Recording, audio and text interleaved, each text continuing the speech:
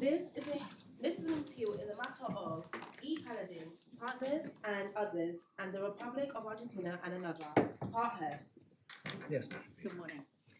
At the end of yesterday, I was just starting to deal with the economic and commercial effects of the competing constructions, and that's section E of our skeleton from paragraph 44 onwards, where we explain why Mr. Justice Picken was right, we say, to conclude as he did at paragraphs 201 to 225 of his judgment, that there were good economic and commercial reasons why the parties could have intended to and indeed did draft the adjustment provision in the way they did. And I think I listed 5 reasons which we set out in paragraph 46 to 50 of the skeleton, which were pure economic logic, Yes. the arbitrary nature of the single overlap, maintaining the commercial bargain, moral hazard, and the effect of their payment amount. I want to take them swiftly in turn, and the first is the economic logic. We explain that at paragraphs 46A and B, and the key point is about the economic logic is because the relationship between the old measurement, 1993 year of base price, and the new measurement, as it happened to be 2004, is not linear. The ratio between will be different from one year to another, and that's the important thing. And you've seen the table I showed you yesterday with the 1950 against the 1960 examples. I'd like to just take you quickly to the document that Mr. Railton took you. It's in Supplemental Bundle 4. It's at tab 65, and it's page 169, please.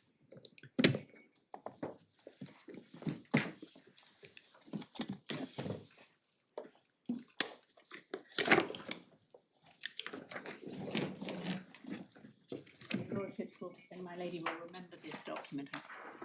This is using the Republic's own backcasted data from the Republic's own experts' reports, and it shows the way the series measured GDP differently between 2004 and 2013.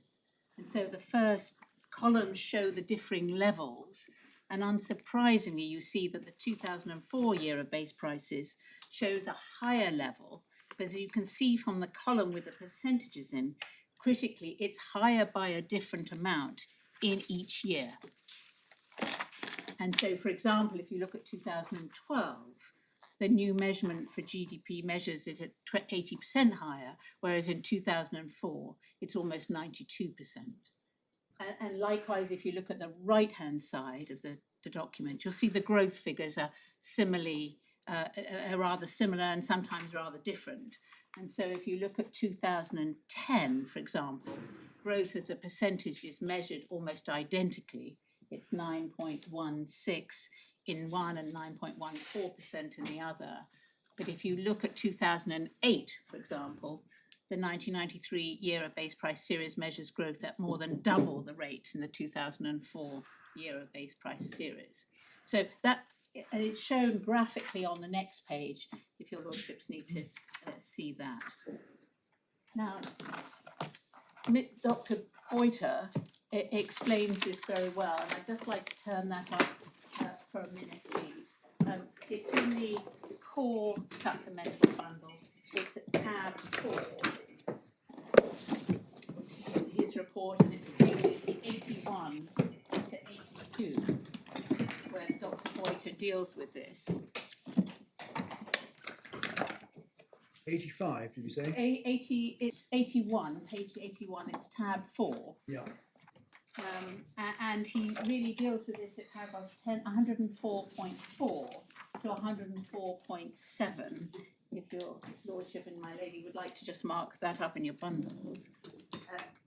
The key point he makes as a matter of economic logic is that the Republic's approach assumes something which is known not to be true, namely that the ratio in all subsequent years will be the same as the ratio in the single given year it arbitrarily chooses, because it uses 1 year as a proxy for all future years, and using the left-hand, right-hand proposition, the effect of the Republic's approach is on the left-hand side of the proposition, actual real GDP. The figure is affected by the use of the new measurement independently in each given year, because that's an index measurement, whereas on the right hand, the figure base case is affected by, on the Republic's construction, a fixed ratio based on a prior reference year, in a respect of which we know from the chart the impact of the different measurement will not be the same because of the non-linear relationship. So we say the Republic's approach is economically illogical because it means that one side effectively floats where the other side is fixed. And Dr. Boiter, in his 104.7, makes it clear that it is more plausible to take the view that the proportional effect will be different in each reference year, and that the more specific approach of an annual adjustment is more plausible. And you can see that at 104.7. So that was the first point I wanted to deal with. So what are you getting out of Dr. Boiter's evidence? I mean, is it simply to say that the judge Was right. the judge hadn't taken leave of his senses in coming to that conclusion? There was evidence to support it. Absolutely. He had this evidence, he looked at the charts, he heard Dr. Boiter explain this, and he came to the right conclusion. Yeah. More independently, that if it's a view espoused by one respectable expert, Yes. it can't be said to be nonsensical, absurd, or Yes, something which points against the language of the clause. exactly. But that's really as far as it goes, isn't it? It is as far as it goes, but we say that's powerful enough. Yeah. The second reason is the arbitrary nature of the Republic's approach. And I think you've got that point. The second key point is that the adjustment fraction will be arbitrarily the product of the single year. It's not representative of the ratio between the two series. In other years, you've seen the table, we explain it at paragraph 848C in our skeleton, and using the actual rebasing as an example, if the overlap year on the Republic's case had been 2006, the adjustment fraction would be 1.92. If, in contrast, if it was 2012, it would have been 1.80. And that makes a very large difference. As we explain, it would mean you need GDP to be something like 6% higher in order to hit the level condition. And on any view, that is material. And we point that out in the skeleton. Some of the differences in the Republic's historic figures are much higher. So there is, in fact, at one stage, an 18.8% discrepancy between different years on the 1950 and the 1960s series. So the overlap year chosen arbitrarily by the Republic may well be an outlier. And on the Republic's construction, there's no protection against that at all. So that's the second point. Maintaining the commercial bargain, the goalpost analogy I referred to in opening, we say the effect of the Republic's construction is it moves the goalpost because of this fraction being derived from this single historic year. And it's common ground on the Republic's construction is the effect is that there can be years where the level condition or performance condition would not be met, but would be met because of the version of the adjustment provision or vice versa. So depending on which way, if you take one approach or the other, it might be met or it might not be. And this is arbitrary, and the judge deals with that at paragraph 217, I think, of his judgment. And again, it's explained by Dr. Boiter for your note at 109 to 110 on page 83. The arbitrariness of that. And there are two short subpoints here. As I said, the arbitrariness of that fixed fraction comes from the particular decision of the Republic.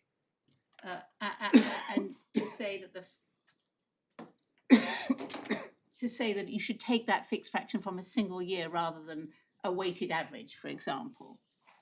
And Dr. Borenstein accepted that. The joint statement, both experts deal with that. Just for your lordships and my ladyship's reference, that's in the core supplementary bundle, tab 5, page 106, it's paragraph 10. And I've made the Eastern Pantiles point in opening. So even if you were to assume the Republic was right, that there could be a fixed fraction on the basis of the adjustment provision, there's no reason why it's the one fraction that the Republic chooses. Dr. Boyter, as I said, deals with this all in 110 of his report, and he makes an important point in that paragraph, which is that where you have multiple rebasings, and there on the Republic's approach, multiple one-off conversions, the potential for arbitrariness is compounded. And you might have one outlier low ratio multiplied by another, making the level condition very low, or vice versa, making it very high. And that ties back to the point I made in opening about how you deal with multiple rebasings. So stepping back, the key effect of the use of the fixed fraction based on this 1 year is that it changes and renders uncertain the bargain and the projections that the parties made, we say in 2005, at the outset of the securities, or that the purchaser of the securities buys into along the way.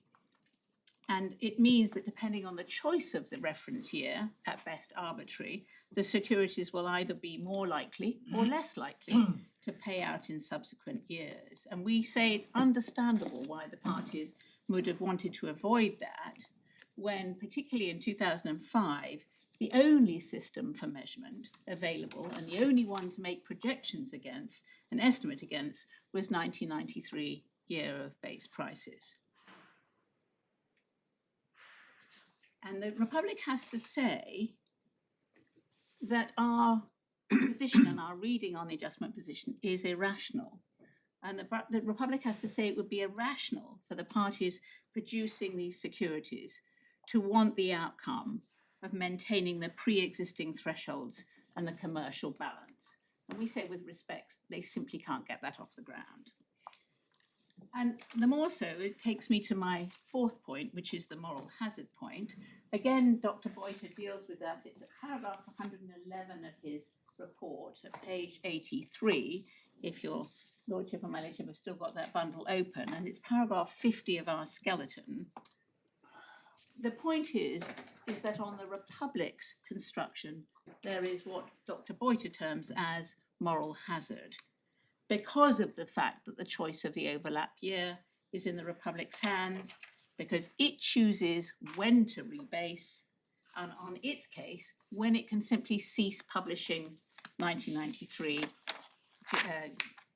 base price data. And although the fraction produced by any given overlap year will be arbitrary, the Republic has the power and the incentive to choose between years to its own advantage. And that's the point that Dr. Boyter makes at paragraph 111. And it is illustrated, as we explain at our skeleton paragraph 51, as to precisely what happened in this case in 2013 and 2014. And the events of this case illustrate our fundamental point about the lack of predictability. And I'd ask your Lordship and your Ladyship to read that section of our skeleton and the facts there, because as you'll see, coming right up to the end of 2013, it was absolutely apparent that in the 1993 year of base prices, the measure then being used, and the only one in existence, the conditions were going to be hit, and the holders were going to be paid a very large amount, absent a huge recession in the last quarter. And at the end of the year, when the final figures were due to be published in March in 2014, because they're published 3 months in arrears, the Republic decided to push the trigger to rebase to 2004 and simply chose not to publish the full 2013 year figures, notwithstanding that EMEA did in fact publish the figures for the last quarter in February 2014. So it had the ability to publish a full year for 2013. It didn't do so. What it could have done, therefore, i.e. it had the choice, would be to hold off implementing a rebasing for just one more quarter. So in that case, what would have happened if he'd implemented a rebasing in June 2014, it would have published the 1993 year of base price figures for 2013, the full year in March 2014, and 2013 would have been the overlap year rather than 2012. And that would have given rise to a different ratio, and it would, we say, have resulted in a payment. How, So- if at all, is the moral hazard point affected by the so-called Braganza duty? Well, yes, in the sense if that really provided an effective safeguard, which is why we're here in one respect. But I think what happened on the ground actually starkly illustrates the problem with the Republic's construction and the moral hazard. And the Republic's answer to that is in paragraph 33 of their skeleton, is they say, well, rebasings are determined years in advance. Well, respectfully, that is not in fact correct. The rebasing process takes some years, but the precise date on which you press the button is in the hands of the Republic. And in fact, on the facts, I think it's in the judgment, I can find the reference, is that the IMF was not expecting the rebasing to actually happen, the button to be pushed, until a little bit later. They had given the Republic a bit more time than in fact was taken by the Republic. And if it had decided simply to wait 3 months, then nobody could have challenged the Republic. Well, I think the Republic's case was they did feel constrained to do it by what the IMF had said in December. But the there is a section of the judgment which goes to actually what the IMF was saying, and the IMF had given them a little bit more leeway, and they accelerated it and brought it forward to deal with it in March. The Republic did. So they wouldn't have been criticised had they not done it in March and had done it in June, for example. Well, that may be controversial, I think. Mr. Ayleston said yesterday that our construction created a greater moral hazard because it requires maintenance of 1993 year base prices series and an incentive on the Republic to underreport 1993 year base prices. I mean, there's the Braganza principle, but there's an odd submission with respect to pray that in aid. The 1993 year of base price figures, if they were published and released, would be capable of being independently scrutinised. And maintaining such figures is suggested by the literature, which Mr. Barden will deal with, as a way of going forward. But this takes me to a point about predictability, a point that Mr. Railton raised, I think that late on Tuesday. It's in the transcript, page 161, and he continued on in day 2 yesterday about knowing the target you have to meet. And he took you to the joint report of the experts. That's in tab 3 of the supplemental bundle 3. I'm sorry, it's in tab 47 of the supplemental bundle 3. And it's paragraph 16. I think it must be in the course. I'm sorry, I've got the wrong reference. It's in tab 5 It's of the... in tab 5, it's paragraph 16. 16. 16, that's not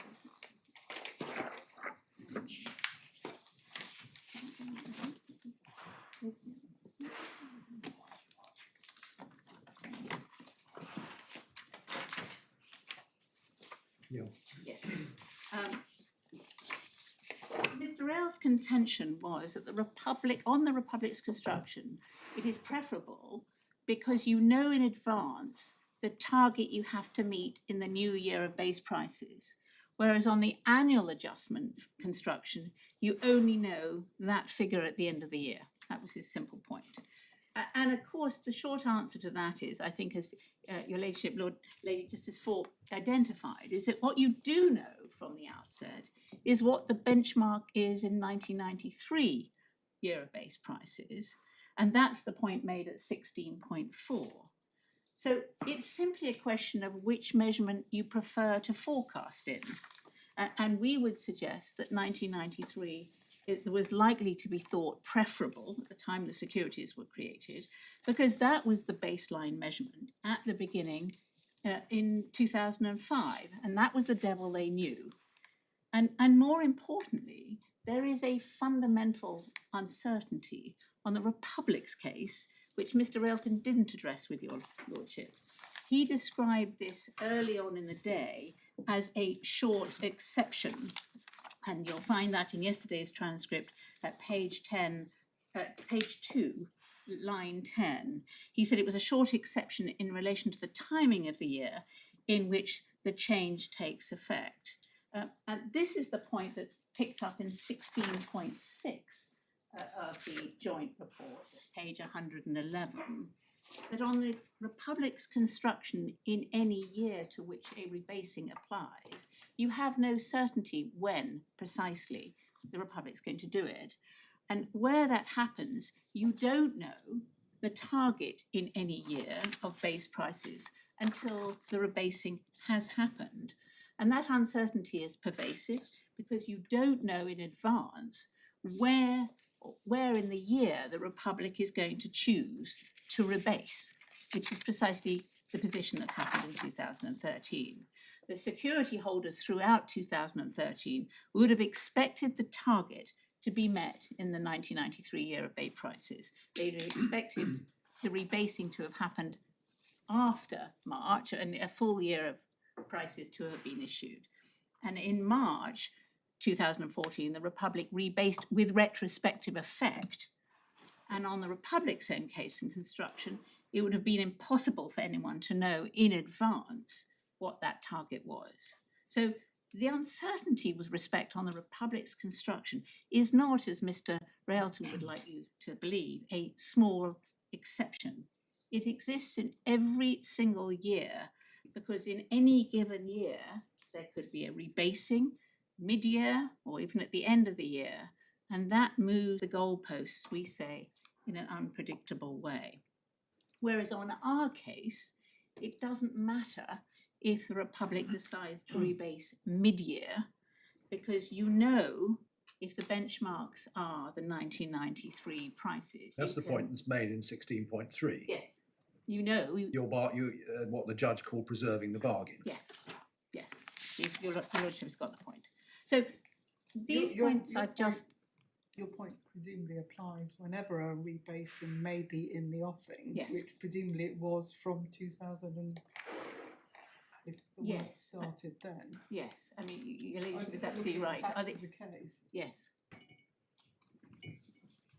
So what the points I just identified show is that there is a clear dividing line between the construction. Is it rational? I think the court has to ask itself, is it rational for the parties to want to avoid all the uncertainty, risk shifting of bargain and moral hazard, and instead effectively tie themselves to the 1993 year of base prices?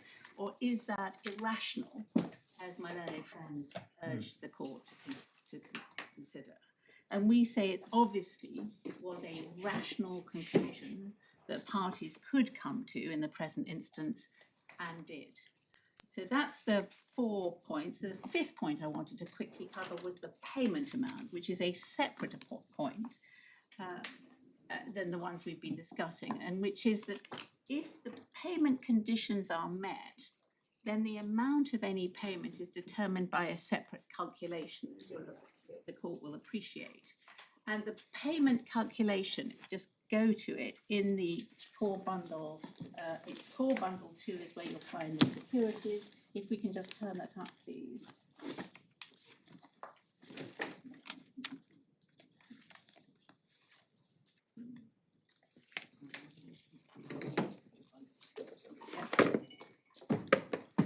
If you could turn, please, to page 36.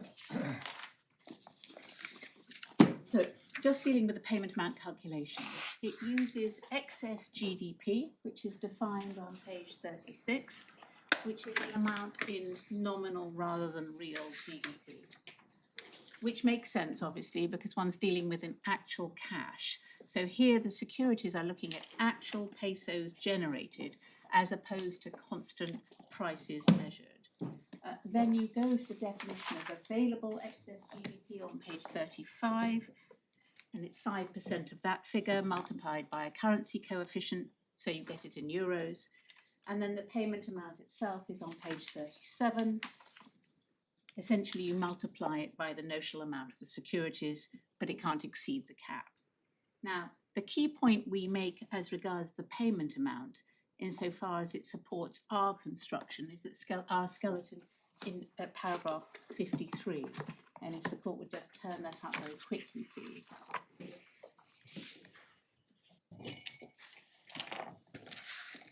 It's common ground between the experts that prior to any rebasing, if there is a percentage increase or decrease in nominal GDP, the payment amount for that year rises or falls in the same proportion. If not nominal GDP is a certain percentage higher, the payment amount goes up by that percentage. And for your reference, it's Dr. Borenstein in tab supplemental bundle 4, tab 64, page 151. It's in cross-examination internal page 28. And it's Dr. Boiter at page 105. Sorry, can you just give me those references? Yes, of again? course, sorry. These are the references in your it's in footnote 39. In the cross-examination, so it's supplemental bundle 4, it's tab 64, page 151, internal page 28 of the transcript from line 6. That's Dr. Borenstein accepting this proposition.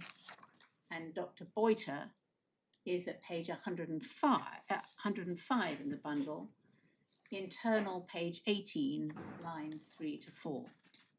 Now, that's common ground. It's obviously an intended and logical result. And that proportional link is important because the Republic's ability to pay correlates to nominal GDP, which is the critical input when you're calculating excess GDP. And as the Republic's actual ability to pay correlates to nominal GDP, it would be, at least we say, unusual were that link between nominal GDP and the payment amount to be destroyed after a rebasing. It's also common ground that if there is a rebasing and you apply the adjustment provision as we propose it, and as Mr. Justice Picken adopted, that proportional link remains. It's kept intact. So again, if nominal GDP goes up or down, the payment amount does likewise. But on the Republic's construction, it is common ground that that link is destroyed. And in subsequent years, on the Republic's construction, you can have a position where nominal GDP goes up, but the payment amount goes down, and vice versa. And you can also have a situation where nominal GDP increases and the payment amount smaller, and the payment amount smaller or larger percentage. So the proportional link between the two is lost. And Dr. Boiter makes that clear in his report back into the appeal court supplemental, agreed supplemental bundle, please. His report is in tab 4. And he makes it clear in 2 places. There's an executive summary at paragraph 39.5 at page 63 of his first report.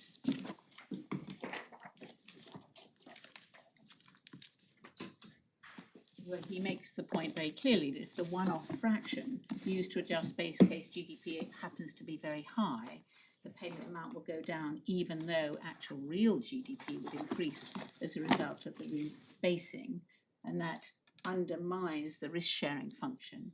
And then he goes on to deal with it at paragraphs 101 to page 80 in the bundle. And then further at paragraph 112.2.2 and paragraph 112.3. Sorry, does this? And that's on page 84. And we do say, and Dr. Boyter makes this point, it's an odd result on the Republic's construction. As far as we can see, and the judge, as far as the judge could see, and you can see him dealing with this point in his judgment at paragraphs 224, at page 142 of the core bundle, there is no reason at all for breaking this proportional link, and especially why the payment amount should go up when nominal GDP goes down, or vice versa. And it's a totally unexplained phenomena, we say, on Mr. Railton's construction. And there is no reason why one would expect any sensible construction of the adjustment provision to lead to that result. And the Republic deals with this in their skeleton. If you turn that up, please, at paragraph 29 of my learned friend's skeleton.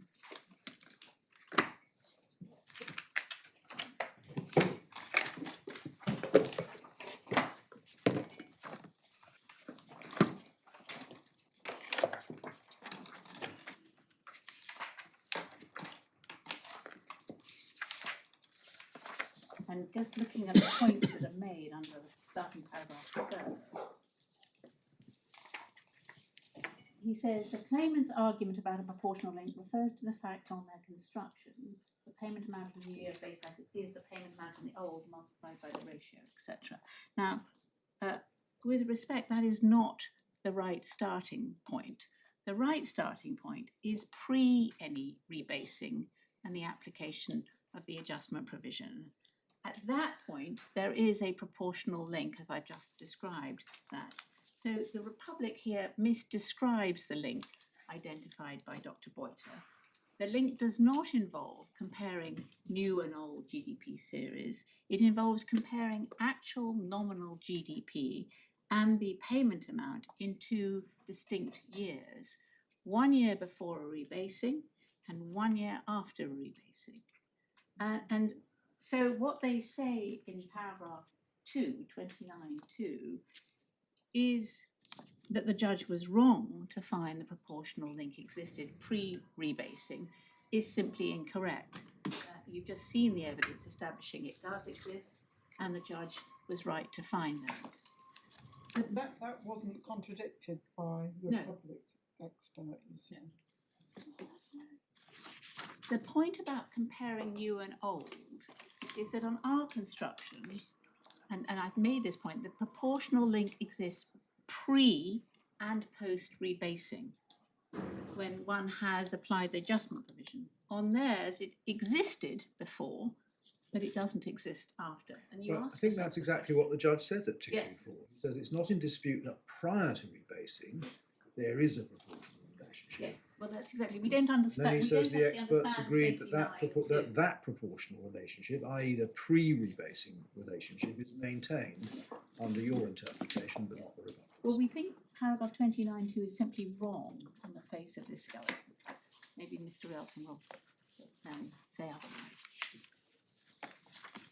Point 3, 29.3, is about the they say that this is the proportional link is simply a mathematical consequence of our construction.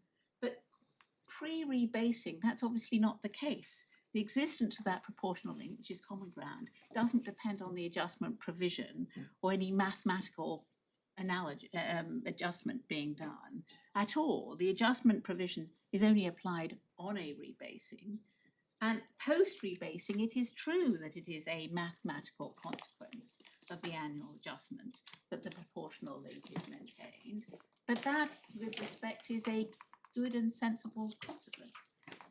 That is exactly what we're saying. One of the good reasons and sensible reasons of reading the adjustment provision as written is that the maths then produce a perfectly logical result.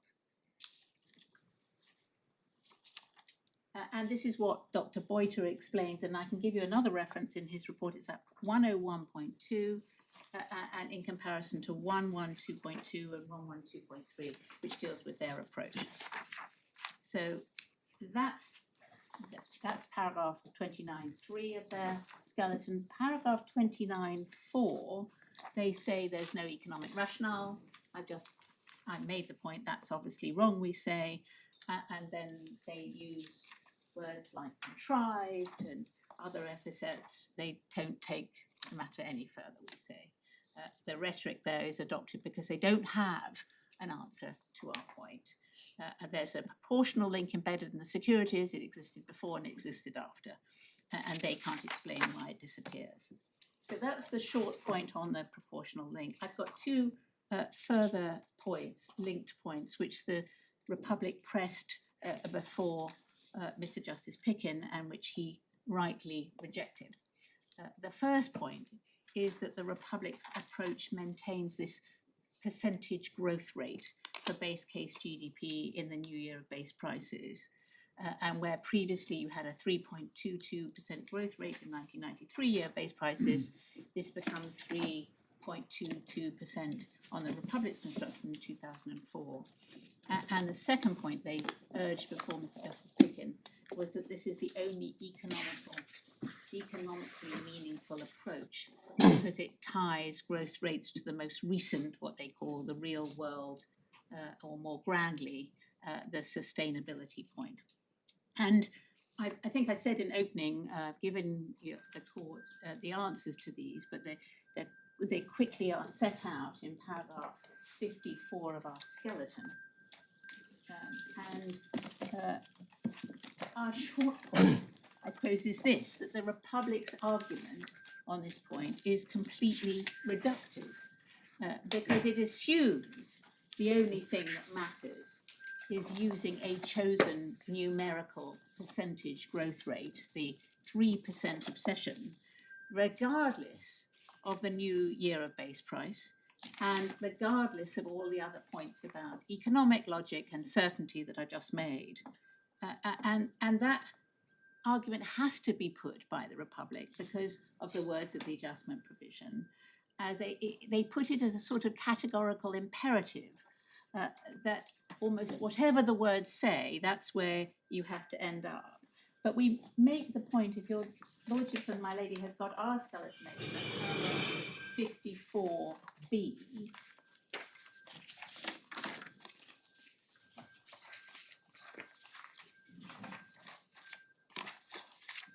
the assumption that the newest year of base prices will necessarily be a better estimate is not, with respect, a good one. And I have showed you Professor Hubbard's evidence in cross-examination about the possibility of there being a hash. Again, for your reference, it's the supplemental bundle 4, tab 62, page 92, internal 160. That is more politely described by Dr. Boiter as a data risk, but it comes to the same thing. And for that reference, you'll find that in the supplemental core bundle, tab 4, page 61. And with respect, the context of all of the context of the securities is important, because the Republic was not viewed as an economic or statistical model citizen at this time. There were very good reasons why creditors and investors would not necessarily have assumed that the rebased measure would be better, remembering that the securities were going to last for 35 years. You have no idea in 2005 what the government of Argentina will look like in 2035. And so, as we explain in our skeleton in D and E, there were obvious reasons, we say, why the parties, again, might pick the devil they know. The second point is the link between GDP and sustainability. And Mr. Barden's going to deal with my Lord Justice Popplewell's question of yesterday on the potential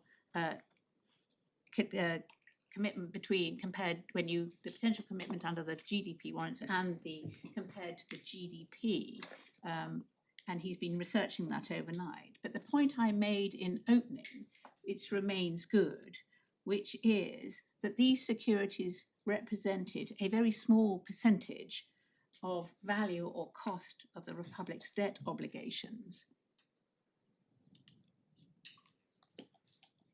And so we say, and Mr. Barden will show you why, it's clearly not the case that linking payments to a measure of GDP, which might perhaps be slightly less accurate than the newer measure, is somehow going to make it impossible for the Republic to pay because it's not generating sufficient cash. And it's the point we make at paragraph 65 of our skeleton.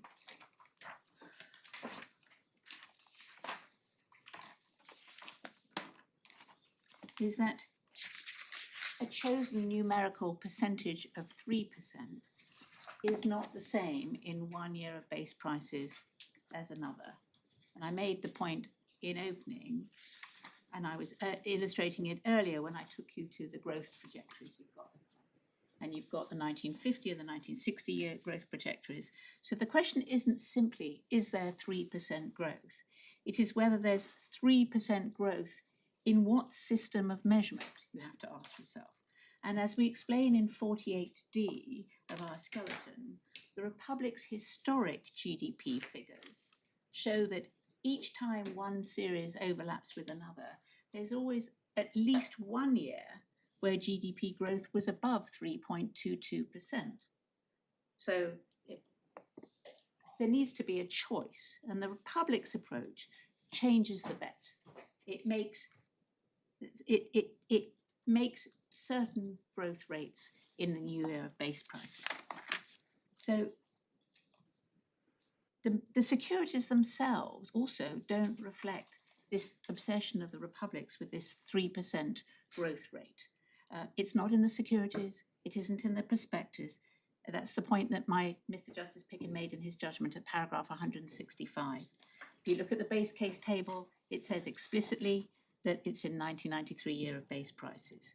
So if what is really being said by the Republic, that the key metric here is a fixed percentage growth rate, which is agnostic as to the year of base price series, then it's very odd, we say, a very odd way of saying it in these securities, to state levels rather than rates and tie them expressly into the 1993 year of base prices. And so to the extent that you are being asked to extrapolate a percentage from the difference between the levels, that is very clearly a figure in 1993 year of base prices, not an abstract 3%. And as we've seen, it's not actually 3% for all the number of years.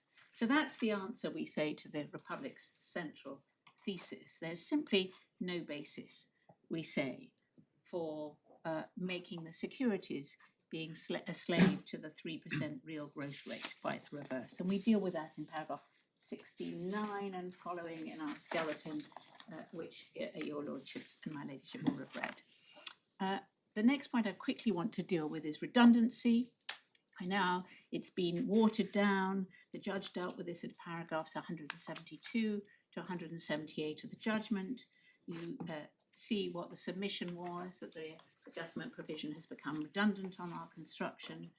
It's simply not the case, and your lordships will have the point. It's in our skeleton at paragraph 73 and following, and we summarise how the provision works, and we explain at 73D that the Republic is effectively confusing redundancy with a result that it doesn't like.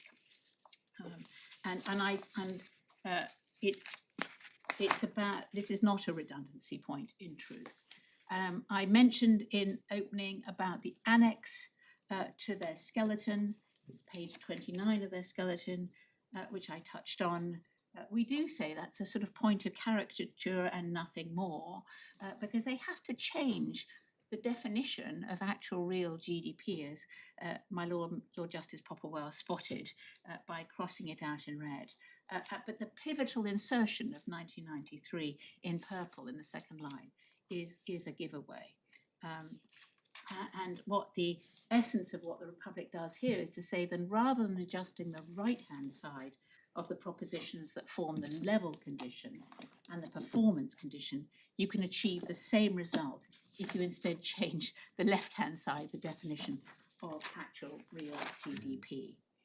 And we say it's common ground. It should be common ground. That the fact that something can be achieved, you can achieve the same result in a different way, really takes the matter no further. So we do say this is a non-point.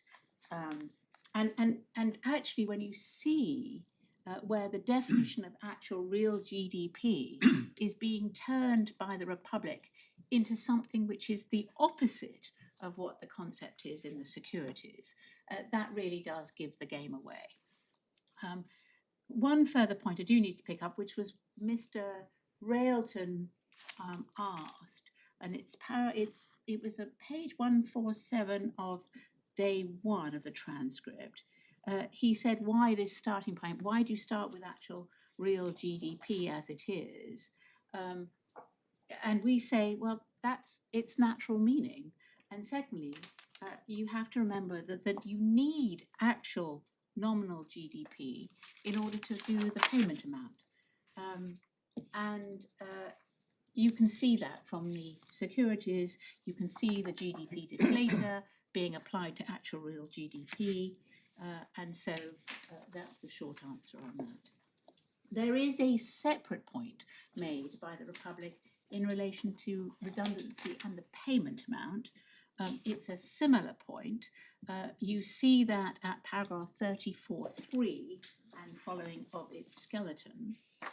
And it's the point that the Republic came up in its post-trial submissions, which Mr. Justice Picken rightly rejected. And it arose, and we see this from the submissions there at 67 and 68 of the supplementary bundle 4, or 66 and 67, forgive me. They were trying to debate a point which wasn't argued in closing. It wasn't put to any of the experts. Ultimately, we had to deal with it in our post-trial submissions, which are at tab 67, page 186 of the supplementary bundle 4. And we give three very short reasons why this is a bad point. If you'll kindly turn that up very quickly, so it is clear. We're at tab 67. We're at page 186.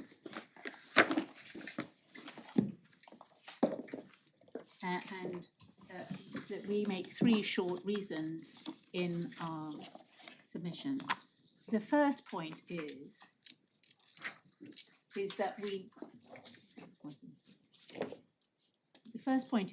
we know that the adjustment provision does have an effect on the payment conditions. So even if the adjustment provision didn't affect the payment amount at all, it wouldn't be redundant because it is doing something in the contract. The second point is that the experts agreed that the payment amount produced by the Republic's construction, if the conditions were met, would be a different number to that which is produced on our construction. And the reference for that is in the joint report of the experts at 33.1. It's in the core supplementary bundle. It's at tab 5 and it's at page 127. It's the last sentence starting at the bottom of that page. And maybe it's helpful just to quickly turn that part.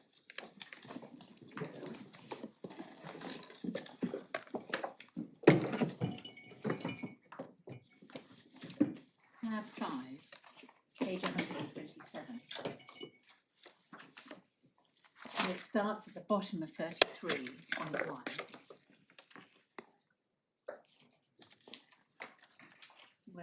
see, it says in the two interpretations would produce different results.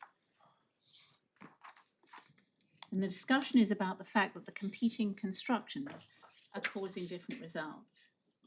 And it necessarily means that it's doing something, the adjustment provision is doing something on our construction. And that immediately tells you that given that the meaning of the adjustment provision is the only point in dispute between the parties, the adjustment provision can't be redundant, and the effect of it is to produce a different fraction.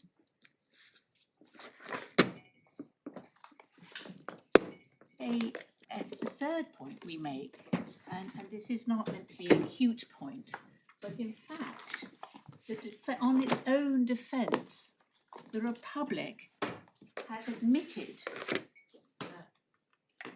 that the adjustment provision features in the payment amount calculation. If you take up our particulars of claim, which are in the core appeal bundle, at tab 11, and this is why we do say this whole point is an opportunist point taken more recently by the Republic. Sorry, which page? It's page, tab 11, page 184. This is where we set out our calculation of the payment amount. And it refers to Appendix B, where we set it out mathematically. And your sorry? And that's at 217. Yes. And what Appendix B very clearly shows you is that base case GDP, including as adjusted by the adjustment provision, is included in the payment calculation of the payment amount. It uses the notation Y little star. Y little star is the adjusted GDP measurement calculated by using the formula immediately below it. And as I said, in the defence, in the next tab in the bundle, that's paragraph 15, which you'll find at page 228. You will see that paragraph 14 of the particulars of claim is admitted. So the Republic has clearly admitted in its pleading that adjusted base case GDP plays a role in the calculation of the payment amount. And that point was never addressed in the Republic's post-trial submissions. And as to the supposed substance of this point, rather than just this pleading point, the allegation that adjusted base case GDP plays no role in the calculation of the payment amount, which is the Republic's case, unravels because it's common ground that excess GDP and the payment amount are still changed following a rebasing on our construction. Dealing first with the payment amount, the ultimate output, what the Republic actually has to pay, we have a reference for those figures. It's in the supplementary bundle 4, volume 4, because it's in the joint statement. It's at page 149 of that bundle, behind tab 67.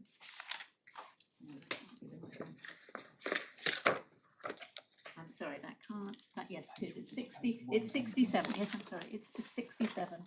It's paragraph 189. So Page 108, page 189. Page 189. Apologies. And it's 8C. And your court will see the figures there included. So if the payment amount is calculated using our calculation, it produces a figure for all the securities of 1.33 billion, which is materially different to that produced by using 1993 year of base prices directly, which is 1.06 billion. So it would not be right, with respect, for the Republic to say, well, if you just did everything by reference to 1993, the payment would be the same. And Mr. Railton acknowledged that on his first day. In the transcript, it's at page 135 of Tuesday's transcript. And once he accepted that with respect, we say that's the answer to their point. We're not writing out the rebasing in the calculation of the payment amount. Mr. Railton took you to some cross-examination of Dr. Boiter, but he missed out the key bit with respect. Staying in Supplemental Bundle 4, tab 63, page 133. Sorry, I missed that. Supplementary 4. Supplementary Bundle 4, tab 63, page 133. And what Mr. Railton did was he took you to 133. Yes, he took you to up to the internal page 11, and he stopped at page 12, line 2. I've lost you now. Sorry,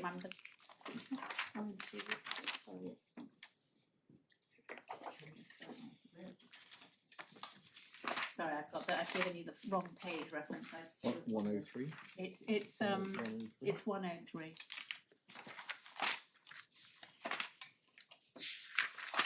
Yes, it's 103. And the key bit he took you is on page 11, and he read down on page 12, and he stopped at line 12, line 2, I think. Yes. Checked on the transcript. But if you read to the bottom of the page and to Dr. Boiter's further answer, which starts at 24, and then you go over to page 13, internal page 13 on the next page, you'll see what in fact Dr. Boiter is saying. And the point that he's making at the top of page 13 is that the effect of the adjustment provision is that the real GDP part of the payment amount calculation remains tied to 1993 prices, but the payment amount as a whole remains proportional to nominal GDP. And that's exactly, we say, as it should be.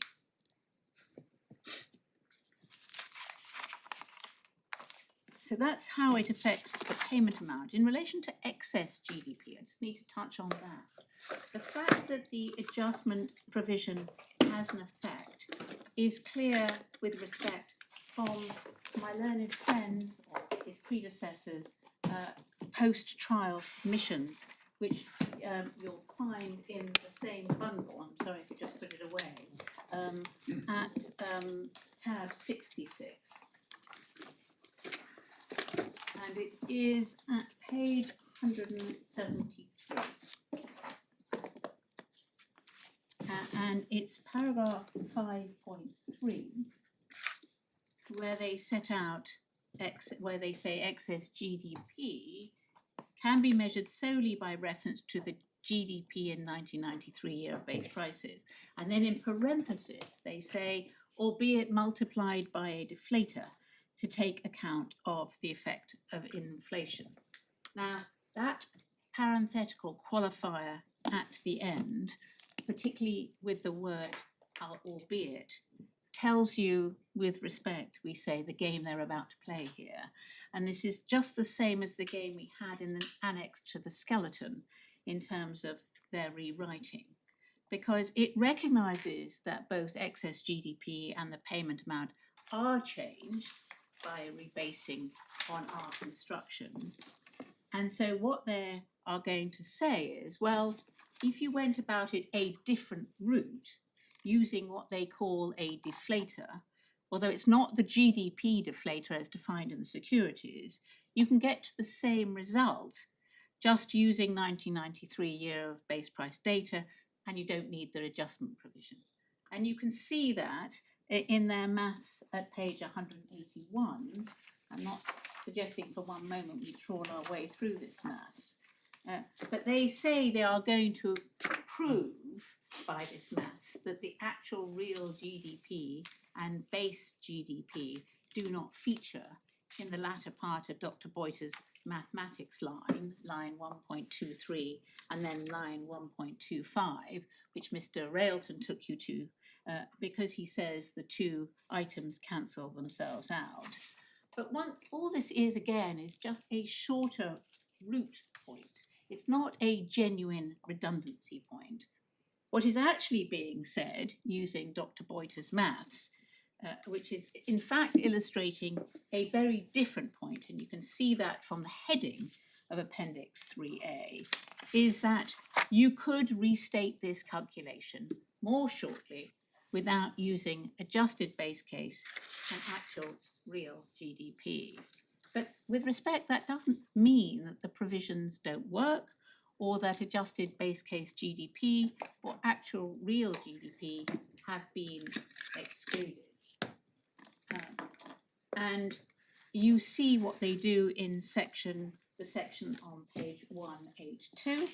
It's row 6. They cancel out the two concepts as being equal or opposite. They do it again in row 12 on page 183. But as I said, all they're saying is the draftsman could have, having written an adjustment provision which works and achieved a desired result, sought to reduce all of their words to a mathematical equivalent.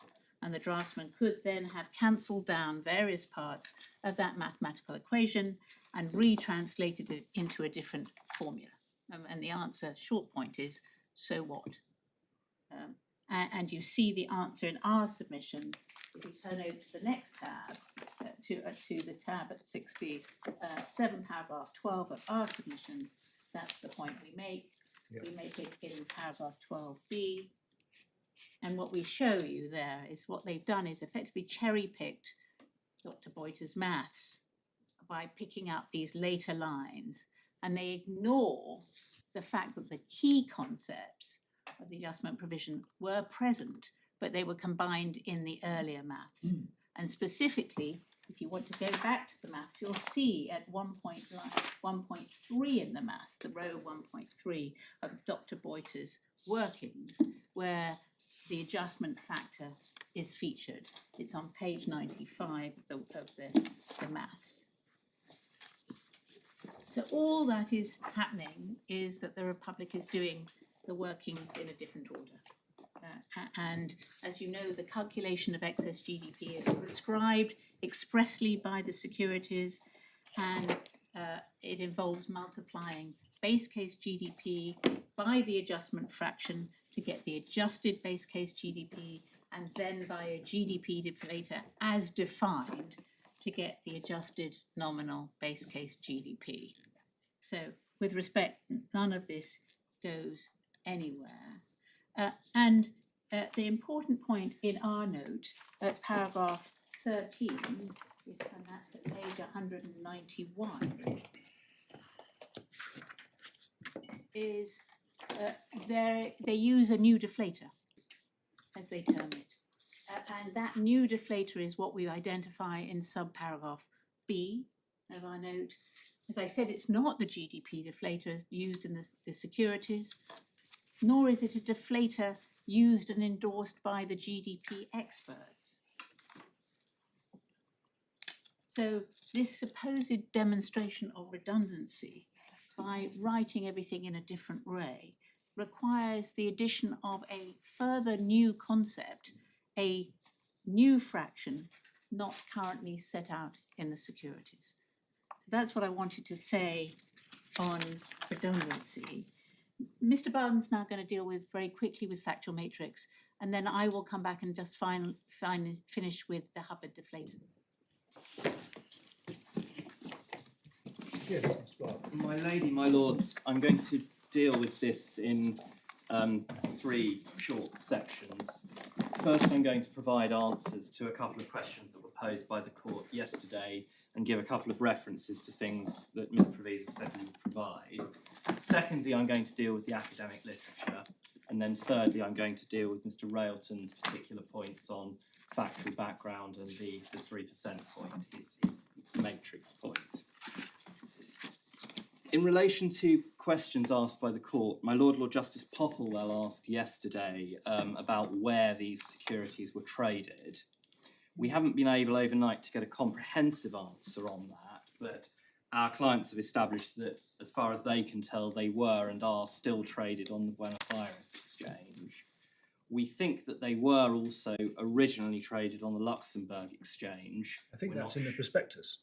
Well, that's what it seems to say, indeed. And they can be purchased on through over-the-counter means as well.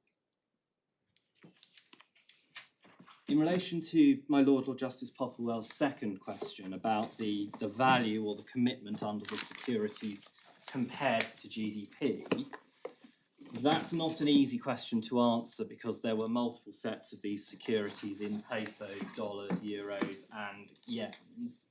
And also the notional amount doesn't exactly reflect what you can be paid. What I do have is the figures on instructions as we understand them, and the Republic may be able to confirm. The payment cap under the securities is 48% of the total nominal amount. So that's the most you can be paid in any circumstances. Based on what we understand to have been issued in 2005 and 2010, the total payment cap across all the series was 25.2 billion US dollars. So over the period of 30 years, that figure is the most the Republic would have had to pay out if all of the triggers were hit and the payment amount were high enough. The Republic's GDP... The issue figure was 25.2 billion, or the 48% figure is? 48% figure is 25.2 billion. GDP in 2004 was approximately 199 billion US dollars. So if you multiply that straight across 30 years, you get a GDP of circa 6 trillion. That's if you assume no growth and no inflation. So if one uses those figures as straight line figures, as it were, the highest possible amount that would be payable under the securities in full would be 0.41% of GDP over that period.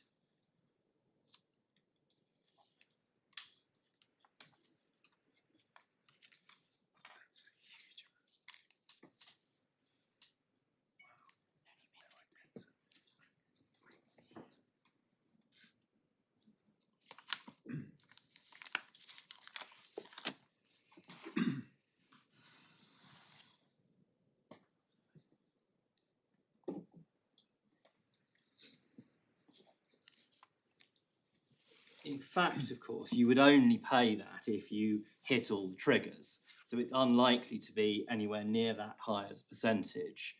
Because, for example, if you assume that there was only 2.5% growth over that period, then over 30 years compounding, your GDP at the end would be more than double your GDP at the beginning.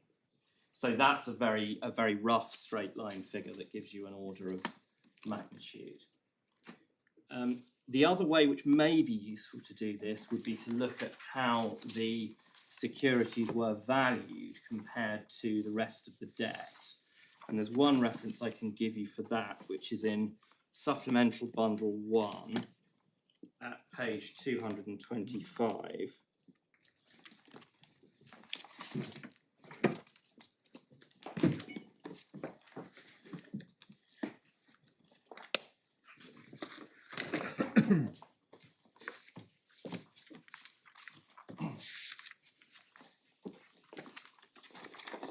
Behind tab 14.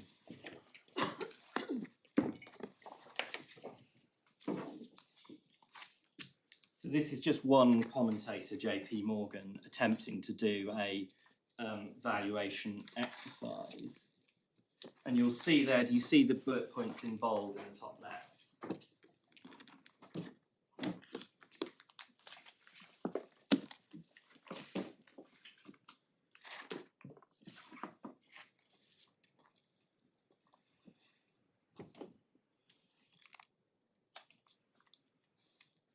So you see the third bullet point there gives their, quote, ceiling valuation for the average bond as being 33.7 price points.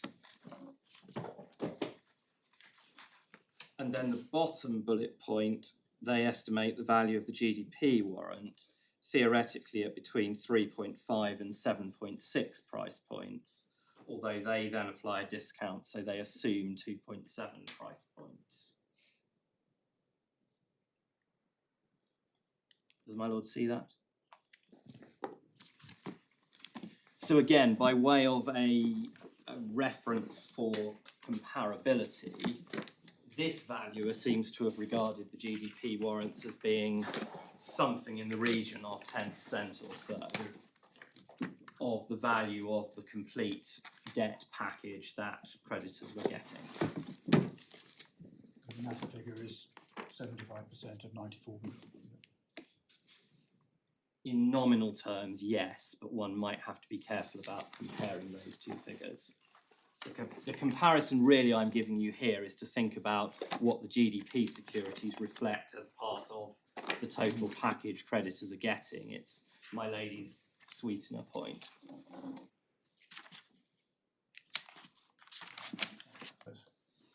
If we want to ask 10% of what does JP Morgan think this amounts to in actual numbers? Yes. It is 10% of the haircut element of the what's left after the haircut. What's left? Yes, the remaining hair. Yes. It is. I know one's only doing this very roughly, but it's very roughly 25% of 94 billion. That would be the logic of that maths. Yes. My lord's third question yesterday was about the source of Mr. Nielsen's comment that the trigger would recalculate to 1.38% in 2004 year of base prices. And Ms. Provisa took you to the cross-examination and you said at page 109 of the transcript that you would need to see the context of where he'd said that to understand it. This is in Supplementary Bundle 2, and one gets it at tab 40 first and then tab 39.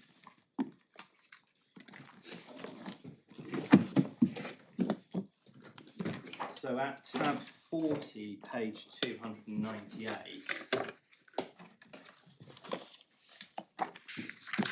you see in the top right-hand corner what Mr. Nielsen tweeted,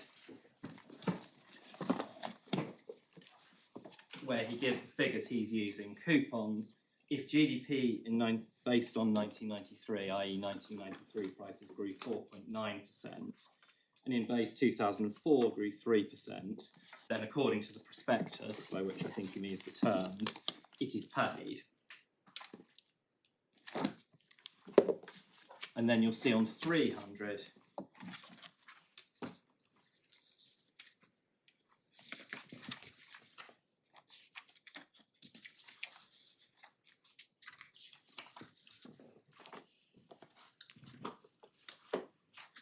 in the middle, someone challenges us on that. They said, Nielsen unusually said that even growing 1.3%, we had to pay a coupon. And Mr. Nielsen replies at the bottom, it's not my crazy idea, it's what the Republic's contract says. So that's where he started to do the exercise. And then at tab 39 is his article, published 31st of March 2014, in which he sets it out. And it's the bottom paragraph of page 295 and the top paragraph of page 296. Yes, that's where I picked it up.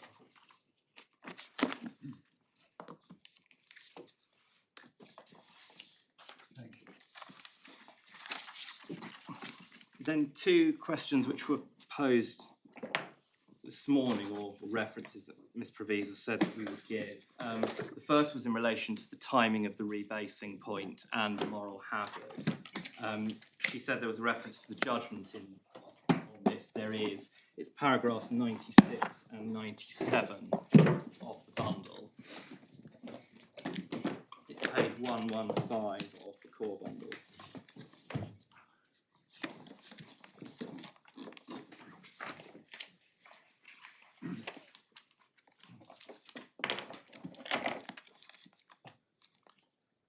the court will see there is a fairly neutral summary of the position.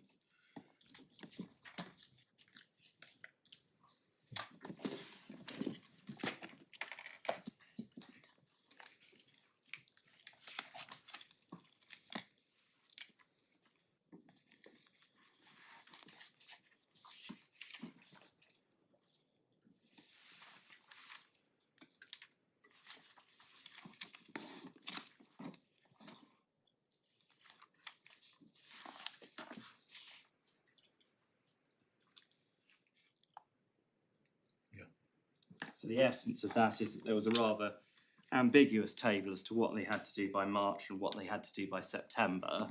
Their stated position is that they felt they had to do it by March.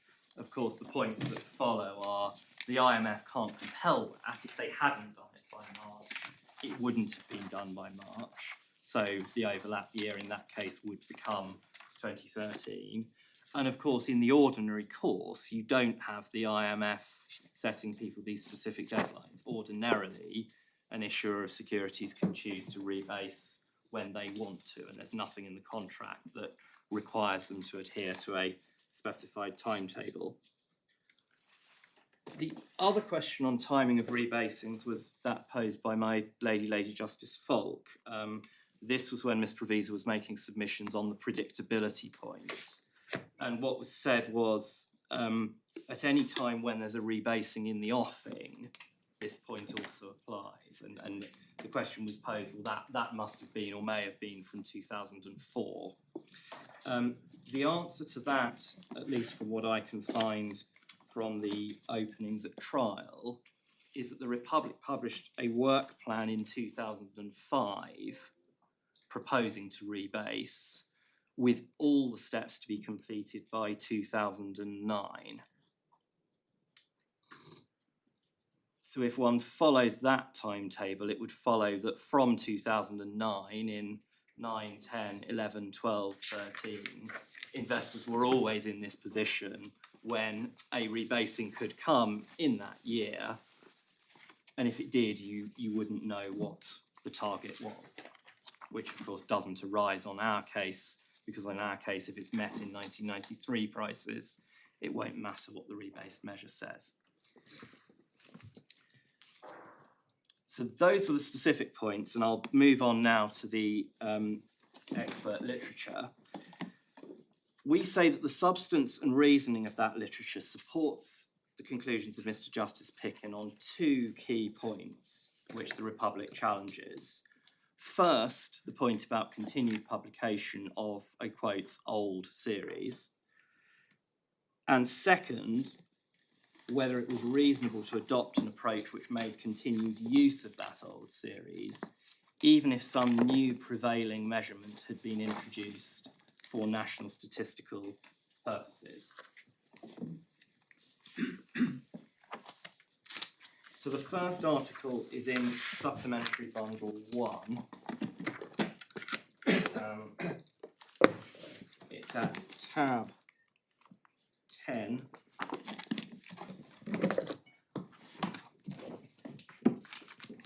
Which tab? 10. 10. And there's a little summary at page 161.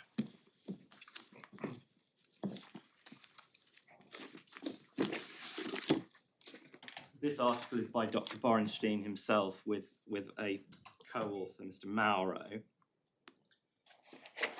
And you'll see that towards the bottom of the summary, he notes that potential obstacles to the emergence of a market for these bonds include the verifiability of GDP data, the trade-off between insurance and moral hazard, and the need for liquidity.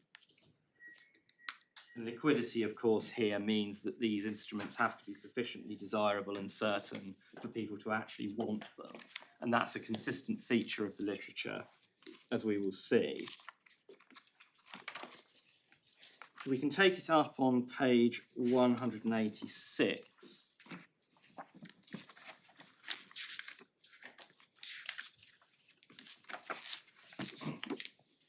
In the middle of the page, under the heading Further Difficulties and Potential Solutions, And this identifies the need to create the market for investors to take on risk. And these are the issues which inform our construction of the securities. They're what Professor Bouter called demand side points. It's no good structuring a security in a way that is not appealing to investors and doesn't give them protection or certainty. And then on page 187, Dr. Borenstein comes closer to the specific point that the draftsman needed to deal with in this case. And it's the, the last paragraph, do you see there, beginning at any rate? If you simply read that paragraph, you will get his point.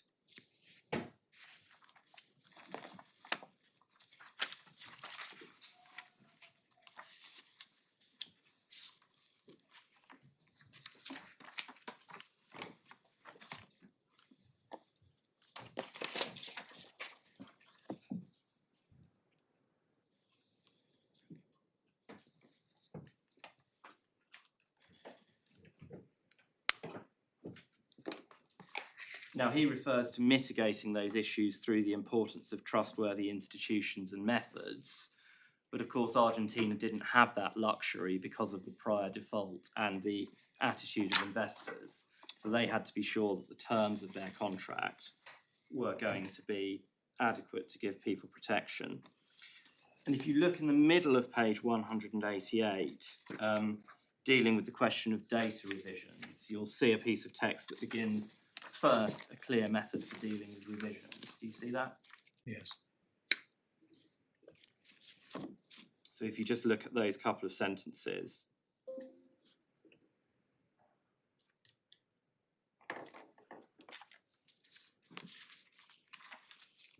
The key point which you see repeatedly in the literature is the need for the bond contract to deal with these matters ex ante.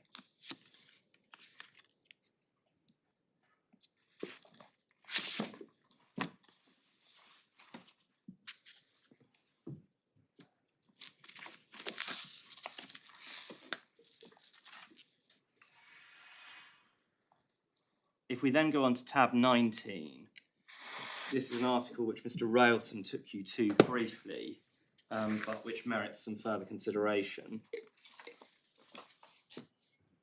This does address the specific question of maintaining an otherwise superseded methodology. So this is written in 2004, and it's by the Council of Economic Advisors, which is a body established by the US Congress, which is charged with advising the President on economic policy. And the Republic's expert, Professor Hubbard, had previously been chairman of that body for 2 years, although not when this document was published. There's an overview at page 291, and the paragraph in the middle of the page, beginning a number of coordination and technical issues, identifies again the sorts of points that the literature is dealing with.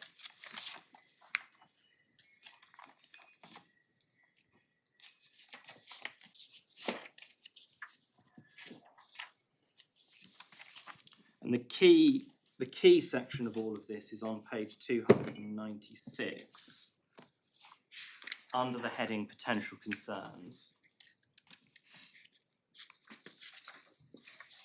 And in particular, the paragraph beginning at the bottom of 296, which deals with both GDP revisions and methodological changes. And could I invite you to read that paragraph, which goes over on to 297?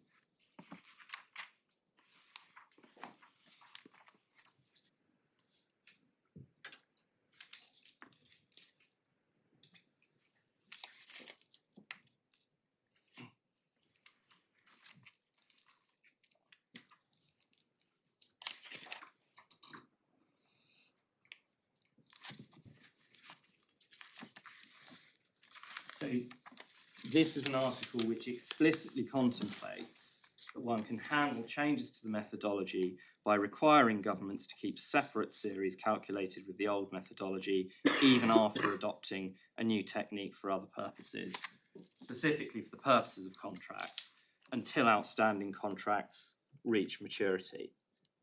So this is something produced very shortly before the issue of the securities, identifies exactly the issue that our drafters had to deal with, a change in the statistical methodology, and it concludes that a sensible approach is to essentially keep using the old numbers.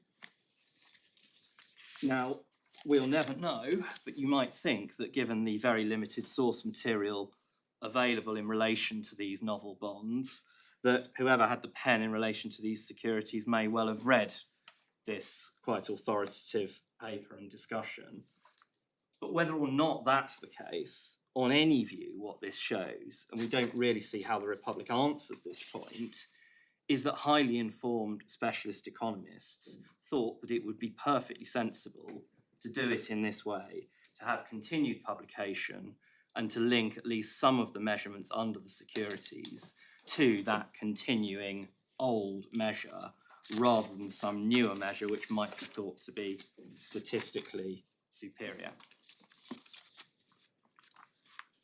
The third article is in Supplemental Bundle 2 at tab 37.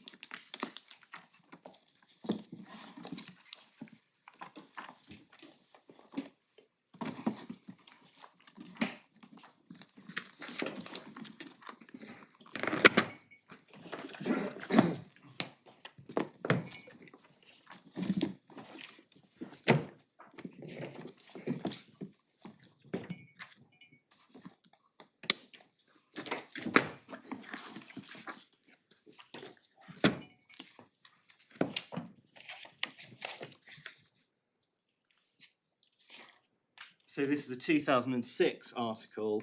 It's of particular interest because one of the authors, Dr. Griffith Jones, was the Republic's original nominated expert in these proceedings, who was subsequently replaced by Dr. Borenstein.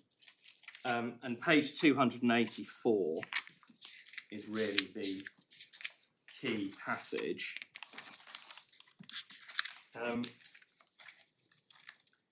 Do you see the penultimate paragraph on page 284 beginning the existing literature? Yes. Could I invite you to read that paragraph and the following paragraph, i.e. down to the bottom of the page?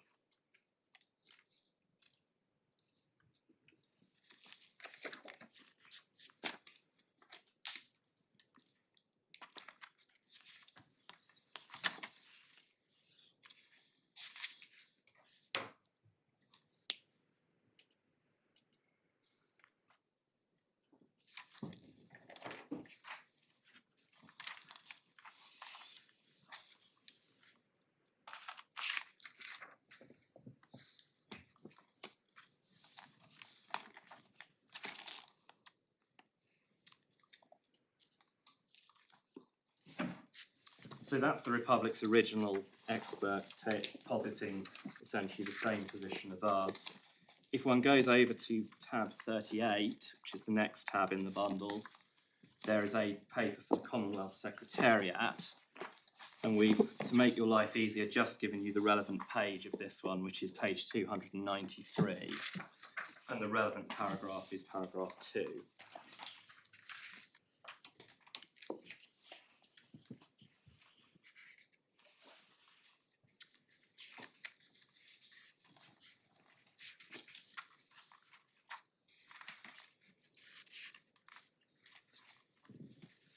And then the last one that we rely on is tab 41, which is the Bank of England Financial Stability paper. So page 306 gives you the authors and shows you the contributors.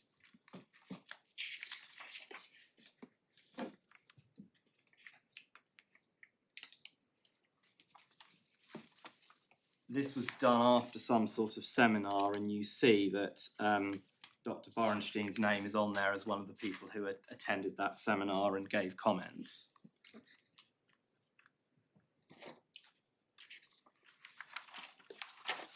Yeah.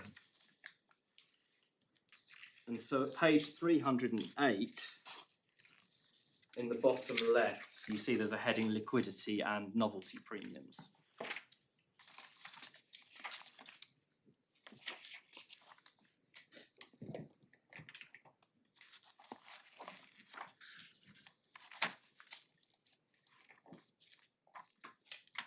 And there's a short explanation there of the way in which a premium, and here by a premium they mean something that's bad for the issuer. Basically, you have to give note holders more because of issues about liquidity and novelty. They advocate for how a standardised contract can help mitigate illiquidity, and that there are particular issues if there are uncertainties, if statistical agencies are not trusted, etc.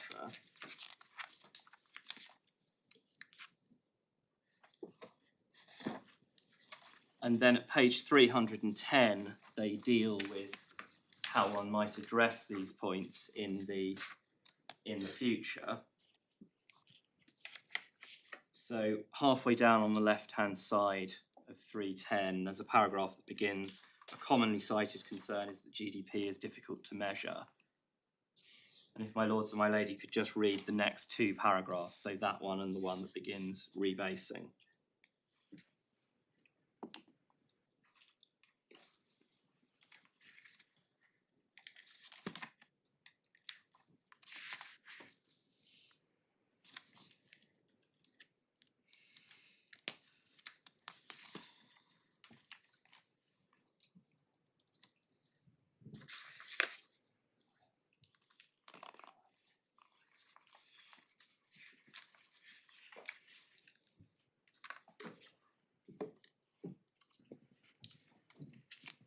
So that's absolutely clear what the Bank of England is saying here, specifically with reference to rebasing, as to how one can sensibly treat that. So the problems that the Republic argues arise from our construction, that you have to maintain an old measure and that you use it for certain purposes, they simply aren't regarded by these commentators as a problem. And the last thing I should say on the literature is tab 42, Mr. Railton took you to yesterday, which was an extract from the Williamson book. And he pointed out that in that, it was page 315, Williamson also identified this route as one of three possible routes. The others being you just use the new numbers, or his third compromise route, which is you use the new numbers but only after a time lag. And I think Mr. Railton's point was that Williamson didn't think that our route was the best route. And if that was his point, then indeed that does appear to be Williamson's view, but it doesn't appear to be the view of all the other commentators. And in any event, if one is asking, could parties rationally have chosen to do this, the answer must be yes, and nothing Williamson says affects that.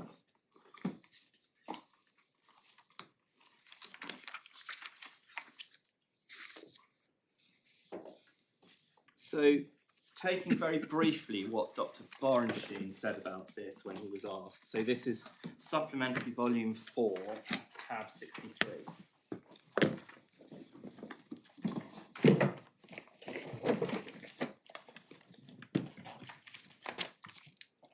So it's page 139 of the bundle.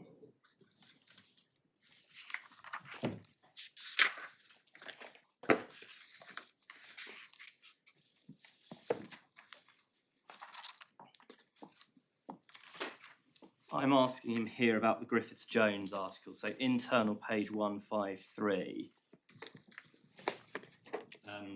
So the top left. If you read from lines 1 down to line 16. Well, on page 153 internal. Yes.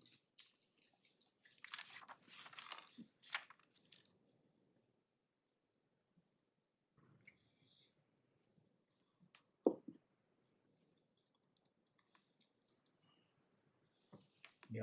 So he accepts that if the payment conditions are altered by a rebasing, then that would make pricing more difficult and it would increase uncertainty. And then over the page, so bundle page 140, if the court could read the whole of internal page 157, this is his answer generally in relation to the experts.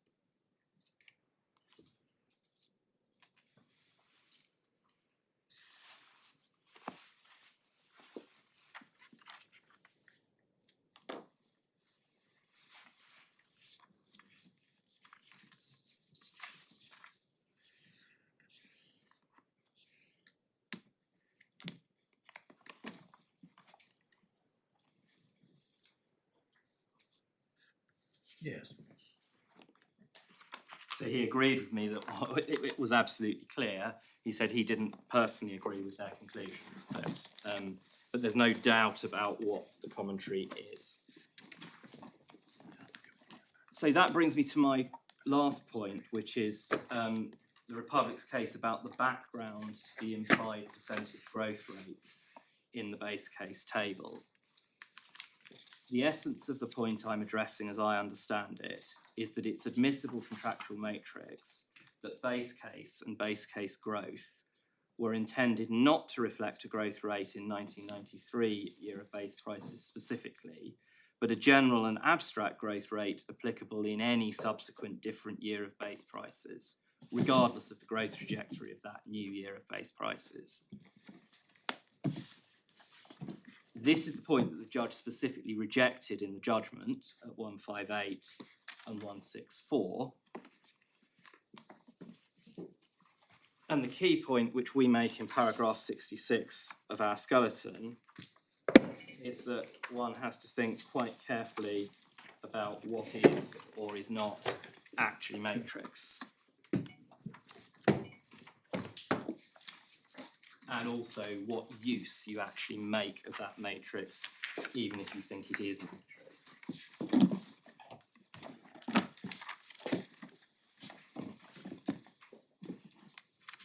Sorry, which paragraph of your skeleton? We were in paragraph 66.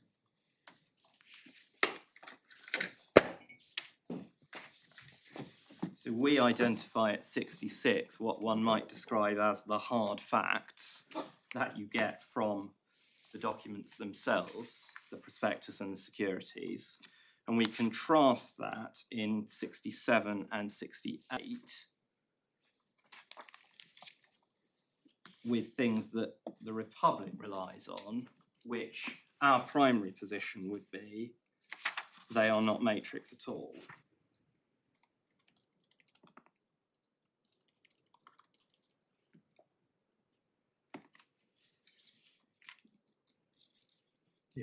But our fallback position would be that even if you do consider any of those documents, such as the road shows and so on, to be potentially theoretically admissible as matrix, they don't carry any weight because they are at a level of abstraction which does not engage with the issue that the court is determining here, namely how you measure growth. And to the extent they do that at all, and I'll show you one or two instances quickly, to the extent they do that at all, they do that by reference to 1993 year of base prices.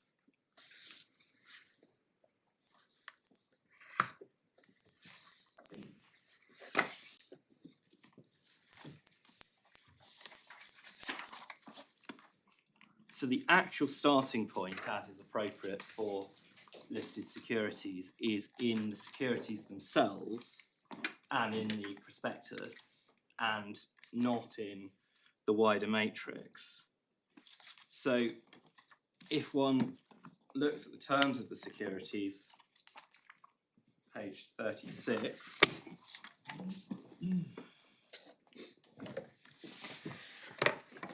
volume 2 of the core bundle.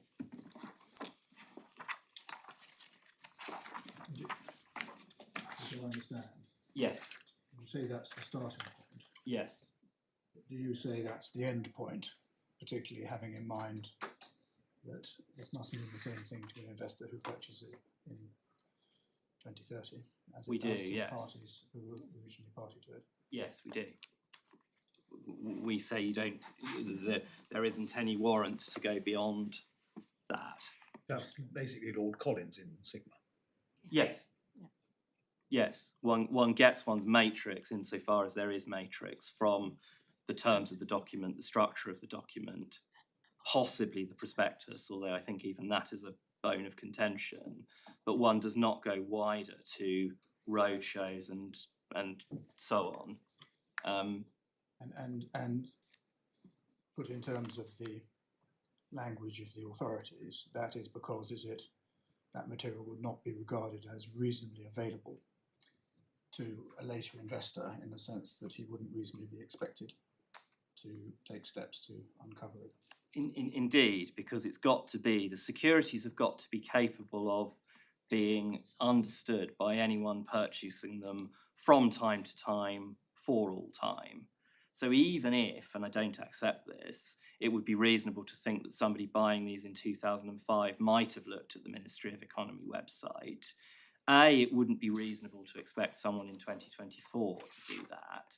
And B, they may or may not have done so, but there isn't any commitment in 2005 by the Ministry of Economy that they will keep all these things on their website for the next 30 years. So again, unless it's going to be said that the matrix can change over time, which plainly it can't, then it can't be assumed that these things can in some way be treated as matrix.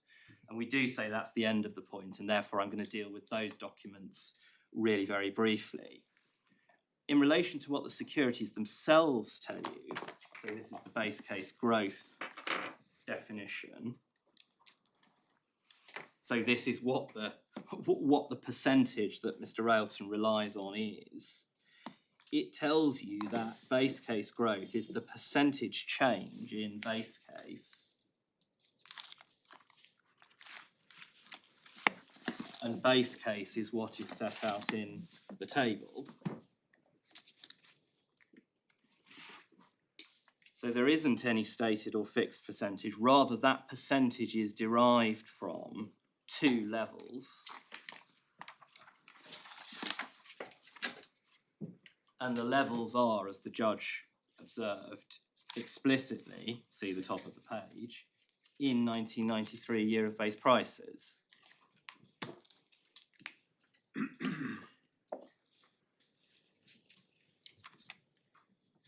Now, of course, it's right that you can infer a percentage by comparing two of those levels, but the nature of that exercise, that you are inferring it by deriving it from two levels in a particular measurement, 1993 year of base prices, means that it is by its nature a 1993 year of base prices growth rate and not a year of base prices agnostic growth rate. And one can test that by saying, well, if you changed these levels to reflect the non-linear relationship between 1993 prices and any other year of base prices, you would get different growth rates between them, which is Ms. Provisa's 1950 and 1960 series point. And of course, there's literally no mention of 3% as a freestanding figure at all. On prospectuses, it is with respect startling that the Republic doesn't refer to the prospectus at all. Because if one wanted to make a case that it was part of the matrix, that investors had understood that the percentages would work in this way, notwithstanding the pure terms of the securities, the prospectus would be the obvious and indeed probably only place to look. In the absence of that, one has to look at what the judge said in the judgment, which is 165 and 166.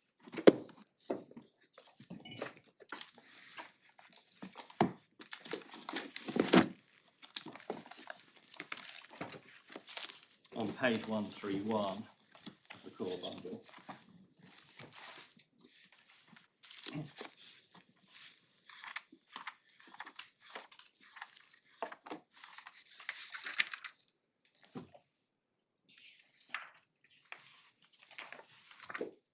So he makes the point, one, that it's simply not there as a matter of matrix. And he makes the point in the final sentence of 165, which is quite important, that the notion that such a document would not explain that what was intended was that there would be a fixed percentage is implausible, to say the least. And those findings about what was and wasn't there are not challenged.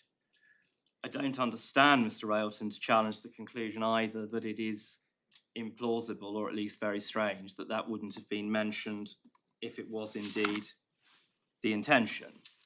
Do you say the judge was right to include as part of the factual matrix the evidence he referred to in paragraphs 155 to 157?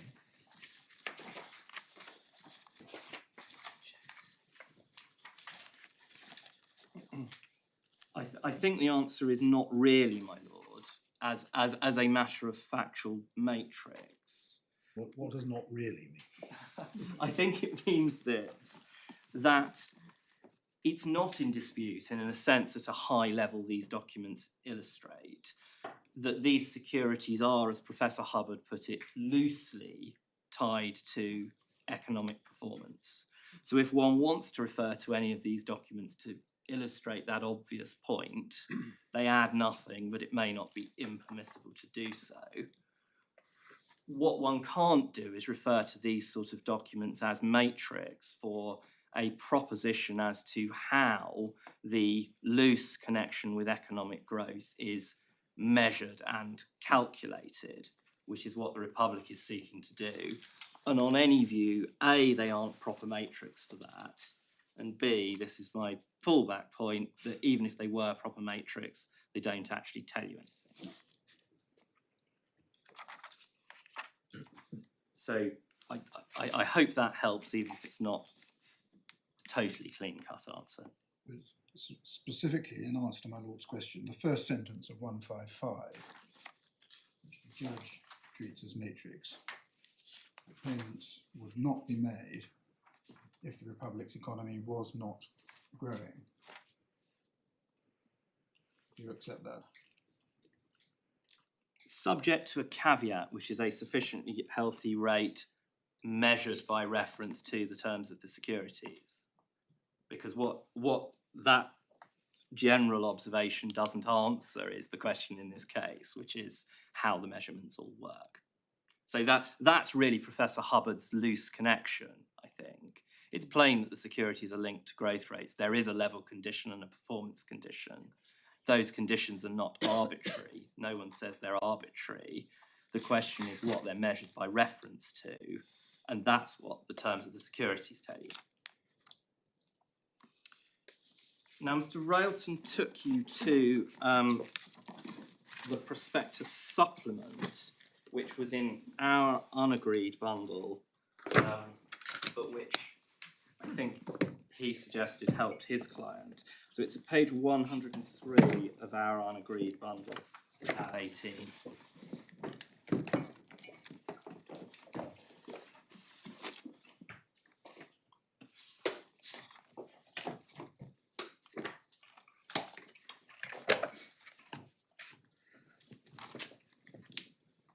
And the point of interest is under the definition of actual real GDP. Do you see the free floating paragraph that begins actual real GDP is currently calculated by index? Yes. And so what that paragraph does in the sentence beginning, for example, is it gives an example of how you would adjust base case for reference year 2006 in a post-rebasing world. And it says that you use actual real GDP for 2006 with 1993 prices and with 2000 prices, 2000 being here the notional new year of base prices. So that accurately describes the annual adjustment that would be done for 2006 on our construction as adopted by the judge. And on our construction, that same exercise, i.e. adjusting the reference year by reference to the fraction in that year, would also be applicable in 2007, 2008, etc. So if our construction is correct, the example given here is both A, representative, and B, universally applicable to every year. By contrast, as Mr. Railton accepted yesterday, for your note, it's page 31 of yesterday's transcript, this description is only consistent with the Republic's construction if you make the crucial assumption that 2006, being used as the example, is the overlap year that sets the fixed fraction for every other year, i.e. you assume that the rebasing is in 2007, and so 2006 is the overlap year. And we know that because if 2006 isn't the overlap year in this example, then on the Republic's case it won't be adjusted in this way based on its own relevant figures. It will be adjusted based on a ratio derived from a different reference year. But it isn't stated here anywhere that the assumption is that 2006 is an overlap year. If that is the assumption in this document, then what is said would be at best misleading and unrepresentative, because it would fail to mention that although 2006 is adjusted in this way, actually every other year is adjusted in a different way, namely by reference to a fixed fraction from the original overlap year. So this, again, comes back to a different version of the judge's point. If this adjustment provision is summarising, if this part of the document is summarising the adjustment provision as the Republic says it is to be read, then you would really expect it to say that. You would expect it to say you do this fraction for 1 year and then you recalculate the table based on that fixed factor. But there's no reference to that at all.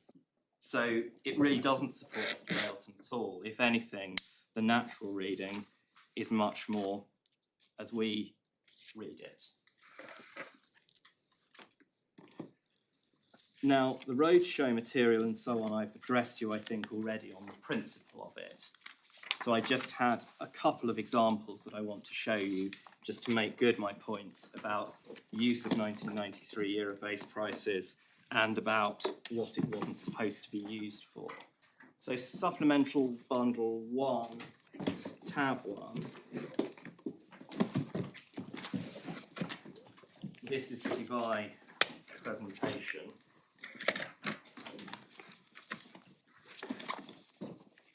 And page 10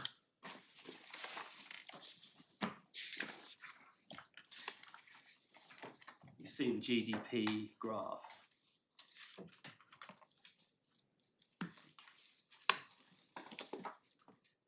Sorry, my lord, it's supplemental bundle 1, tab 1, page 10. Don't worry, I've got mine in a separate bundle which I've compiled for early reading, so marked up, but I'll find it. I see.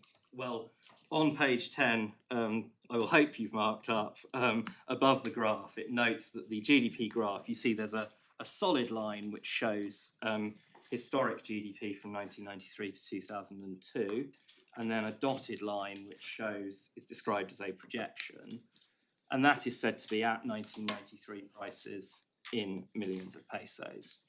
So that is one example, and there are a couple of others where the Republic, where it produced numbers showing historic and future, they weren't year of base prices agnostic, as I've described it. They were specifically linked to 1993 prices. And one sees the same on page 66 of this bundle behind tab 2.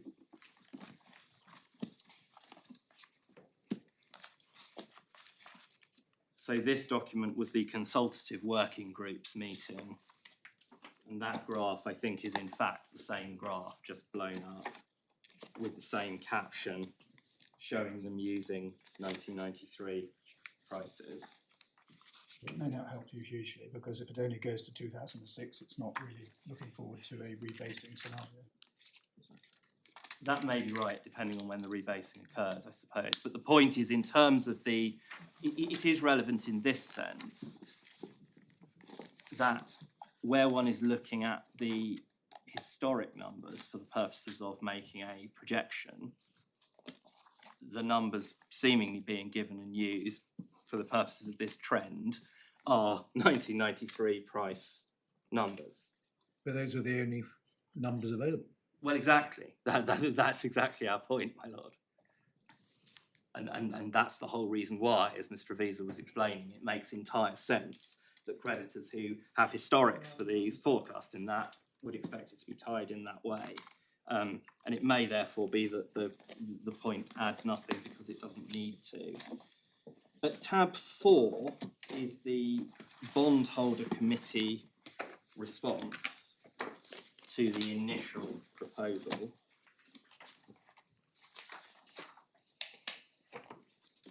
And at page 107, you'll see from the third bullet point, or the second bullet point, there were ad hoc meetings. And then the third bullet point, the initial restructuring guidelines were immediately rejected by the groups organised to represent bondholders. So that's just an Where are you? example. Page 107, did you say? Page 107, yes. Oh, I see, yeah. Yes. And page 109 of that document records some of the gripes which the bondholders had, including the last bullet point, that they regarded all this as a virtual repudiation of the debt. So that's just a reminder really of what their attitude was. Then we can go into Supplemental Bundle 2, tab 26.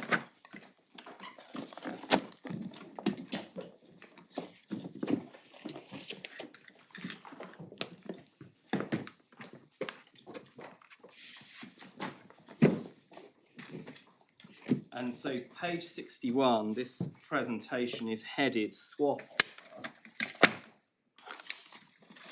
Mr. Railton took you to this one. But then one sees on page 62 over the page, there's a very specific statement at the top telling you that this does not constitute an offer to sell, solicitation of an offer to buy, etc. And I would draw attention to the last sentence of that bullet point, making the point that any public offering will be effected by means of a prospectus, which rather underlines the point about what is to be relied on and what is not. Mr. Railton took you to page 70 of this document,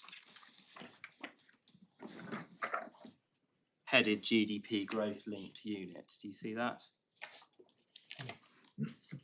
And the point, as I understood him to be making, was at the bottom, the references to terms of payment. Observed real GDP exceeds the GDP base case. Observed real growth rate exceeds the base case growth rate. And I think the point that he was making was that those don't expressly say in 1993 prices. But of course, the answer to that point is that those are both defined terms under the securities, or derived from defined terms under the securities. And so all they are is a reference to the more detailed terms of the securities, which tell you how that is or isn't to be measured. You can't take the absence of a detailed stipulation of measurement as being a demonstration that that means there is to be no detailed stipulation of measurement and you just use the latest rate. And then I think the very last document I would want to take you to is behind tab 29.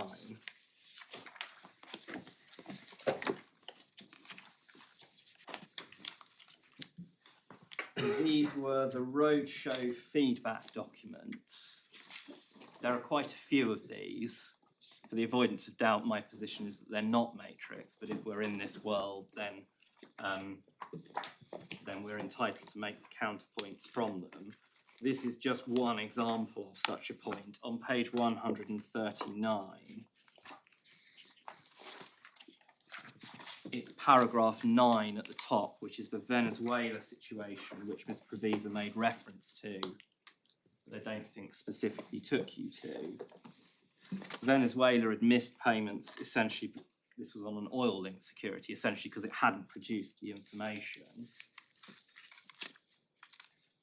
And the Republic's reassurance was to say, they say that's virtually impossible to happen, they accept it would be a breach of contract, etc. So that shows investors being concerned about the very sort of thing that we're talking about, i.e. will they produce the data that they need to produce? And the answer was, yes, they will.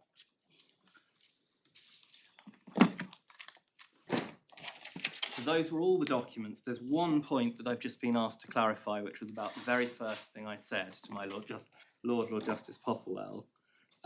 This was in relation to the comparison between GDP and payment obligations under the bonds. I made the point that GDP at the beginning was 199 million US dollars, and I said that if one assumes that there is 2.5% growth over the period, your GDP would be more than double at the end than at the beginning. And I've been asked to clarify that what I meant by that, which I hoped was clear, was that the GDP in the final year, so after 30 years, if one makes that assumption, would be more than double what it would have been in the original year.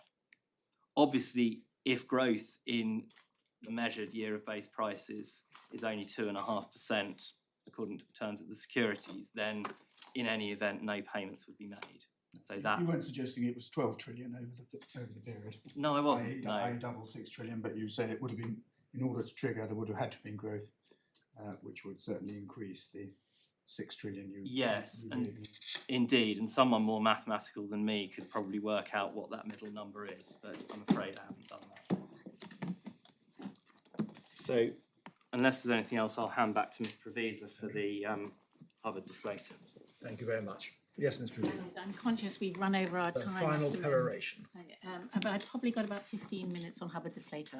I will be finished definitely by lunchtime. I want to deal with this alternative case. It's dealt with in the last 2 pages of the Republic skeleton. We say, and the judge said it was hopeless, and we agree. I don't think your lordship's been taken to the pleading of it. It's at the core bundle, page 248, behind tab 12, and it's 36A1. And it's worth having a look at how it was pleaded, how it is pleaded.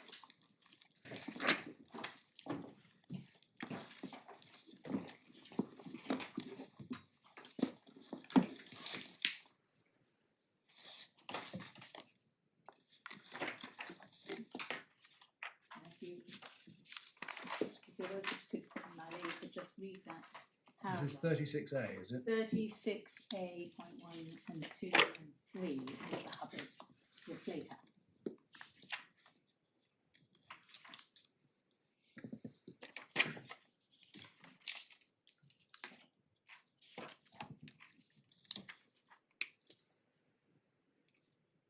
Now, the points to be gleaned from that is the denominator should not be the published number in 1993 prices.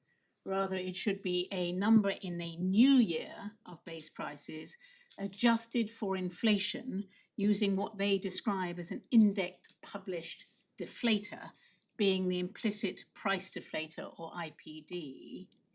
And that is said to be, would be the best express actual real GDP for such reference year measured in what they say is constant 1993 prices. Now, it's slightly Delphic because it refers to an indexed published deflator, but it doesn't tell you precisely what that is or what you're meant to do with it. And the only way you can work that out is to look at Professor Hubbard's first report, which is in the agreed core bundle. I think it is worth turning this up. It's behind tab 9 of that agreed core bundle. Supplementary. Supplementary bundle, yes, tab 9, and it's page 243.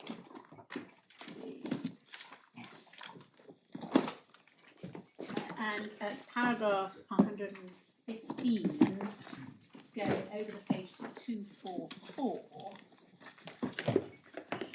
that's where Professor Hubbard says what you do. And he sets it out in steps. And what he says is you start with the actual real GDP for the relevant year in the new year of base prices, and you divide it by index 1993 year of base price IPD as published in 2004. And if you turn over the page, what you see is that just happens to be the 1.60 figure. I think my Lady Justice Falk referenced yesterday, Professor Hubbard says you can independently calculate that figure by dividing two of the historic 1993 GDP numbers together. So nominal GDP in 2004 and real GDP in 1993. But note in relation here and also in the pleading, there's nothing about multiple stages. It doesn't say what you do when you come to a secondary basing and there's no IPD to divide the actual real GDP amount by. Now, as I said in opening, the history of this Hubbard deflator, so termed, is telling. Nobody put forward this idea or anything like it at the time of the rebasing in 2014. It was not suggested by the Republic that the Republic actually applied this approach or did these calculations or even thought it was possible to do that. As I told you yesterday, this methodology was first identified by Professor Hubbard 4 months before trial, not as a construction of the securities at all, but as an answer to a practical problem about estimating quantum, which the judge rejected, and I'll say why, because it was a hybrid approach. It doesn't reflect 1993 year of base price real GDP. And what has happened is that the Republic then seized on this and tried to suggest that the securities somehow had this in mind, this ad hoc method that Professor Hubbard put forward. And they do this because what this does, if you were to adopt it, would be to hard code into the securities the 2004 year of base prices growth rates again. And we just say this is an opportunistic way, and there's no other way of putting it, of getting to the outcome they're trying to achieve. Now, we spent a little bit of time yesterday, and your lordship and my ladyship has got the point about the key words of the adjustment provision clause, specifically using 1993 constant prices, and what that involves, the two things, and I'm sorry to repeat this, but it's prices and inflation and scope and methodology. And because of the weightings, those two things have an influence on one another, and that's the price configuration. So constant 1993 prices are the words used, and that is what they denote. They denote both of those things, price and scope, and the weightings. And it couldn't be clearer in the wording of the securities. That's the terminology they use. And just for your reference, in the joint statement of the experts, which is in the core supplementary bundle at tab 10, at page 250, one sees the experts agree on the way to measure current and nominal, and they're absolutely clear in agreeing the words constant prices of a given year means the same thing as real GDP in that base year. So scope. Where are you? I'm on page 250. Whereabouts? Well, if you go over the page, I'm sorry, if you go over the page, in paragraph 4, it starts at the bottom of 250, goes over the page. Real GDP growth. So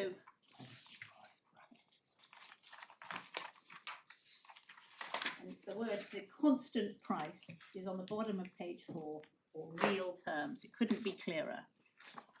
And so the scope, base, methodology, as well as pure prices.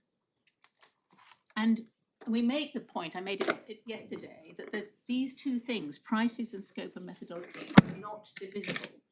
because the scope affects the prices and vice versa as regards the weightings of the different components of GDP. Now, the problem with the Hubbard deflator is that it purports to adjust 2004 year of base price figure backwards for inflation only. Prices, not scope. And that is not the same or comparable to a true constant 1993 price figure. Because, in short, it makes no change to reflect the different scope of 2004 measurement. It takes no account of the interaction between scope and prices, that's the price configuration point. It produces numbers which are not comparable and are not what people would understand as constant 1993 prices. And indeed, it doesn't even do a proper job of adjusting for inflation for the reasons I'm going to come to. And you've got the references to constant in the securities. You've got the definition of actual real GDP in constant prices.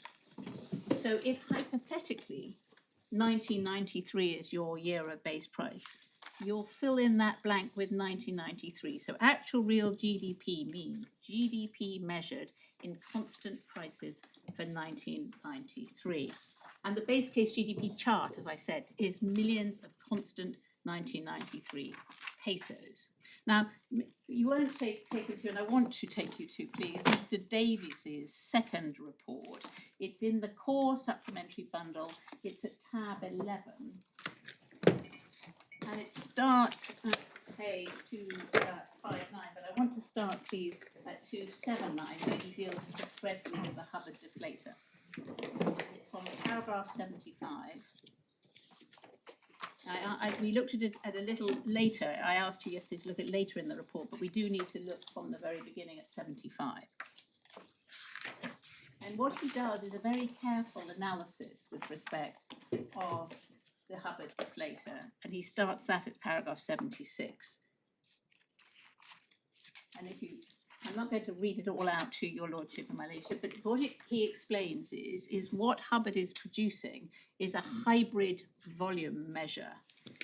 And in A, he reminds us about the scope and prices point I've just made. If we turn over to C, he makes clear that constant prices means both those things, so it's not just an inflation adjustment. He explains that that is consistent with index own descriptions and the international usage of these terms.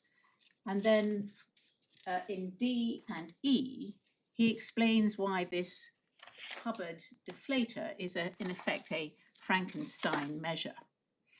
And on prices, if you're looking at 76D, he makes the point that two different price configurations, so 2004 price configurations, 1993 price configurations, you have two different deflators, reflect two different changes in prices.